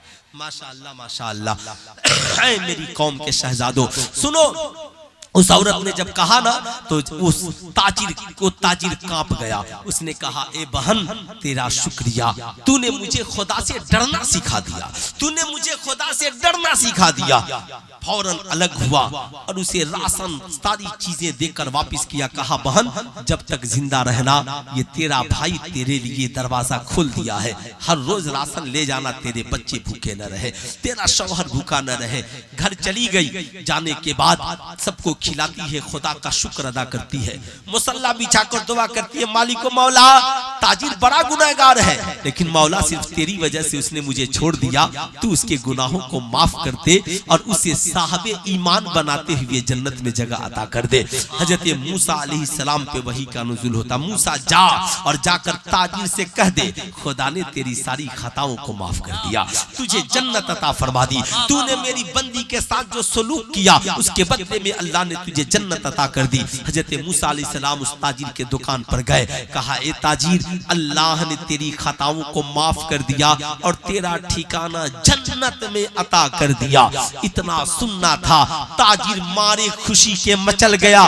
कहा, मालिको मौला, तेरा करम है कि एक गरीब औरत की हया ने मुझे भी जन्नत दिला दी और अपनी जन्नत की भी हिफाजत कर ली है। ऐ मेरी कौम की शहजादियों, गरीबी ऐब नहीं है, अमीरों की दौलत पे नजरें न डालना। बाप गरीब है, सूखी रोटी खा लेना, मगर किसी अमीर से मोबाइल फोन मत मांगना। शौहर गरीब है, सूखी रोटियां खा लेना, मगर दूसरों की मालो इज्जत पे नजर न डालना। ठीक है, पेवंद लगा लिबास पहन लेना, इज्जत इसमें है, मगर इज्जत बेचकर, जमीर बेचकर हमें कोई सौदा करने की जरूरत नहीं है। याद रखिए, ये जिंदगी जो मिली है, नमाज में गुजारिए, रोजा में गुजारिए, हज और ज़कात में अल्लाह ने दौलत दी है तो गुजारिए, गरीबों का भला कीजिए, शराब, जना, जुआ, बेहयाई, बुराई से बचिए। और नौजवानों, आप चाहे जितनी गरीबी आ जाए, गरीबी की वजह से कभी तालीम मत छोड़िएगा, कोशिश कीजिए। यह हमारी इस कौम की हिफाजत के लिए तलवार, बम, बंदूक की जरूरत नहीं है। जो लोग आजकल चिल्ला रहे हैं, अच्छी तालीम की जरूरत है। ऊंचे पोस्ट पर पहुंचकर आपको नौकरी करने की और कलम चलाने की जरूरत है। अगर इस मजमे में इस बस्ती का एक बच्चा दारोगा बन गया तो एक थाने में पोस्टिंग होगी तो पूरे इलाके की भी हिफाजत करेगा और वहां हमारे भी जान माल की हिफाजत करेगा। एक बच्चा अगर साहब डीएमएसपी बन गया तो एक जिले की हिफाजत करेगा। कम से कम कुछ नहीं, एक बच्चा फौजी बन गया, पुलिस बन गया, जहां जाएगा यार वहां तो हिफाजत करेगा। खानदान की हिफाजत, माल की हिफाजत, हिफाजत इसमें है। इल्म के हथियार की जरूरत है। कुरान ने कहा उतुल इल्म दर्जात, जो पढ़ेगा अल्लाह उसके रुतबे को बढ़ा देगा।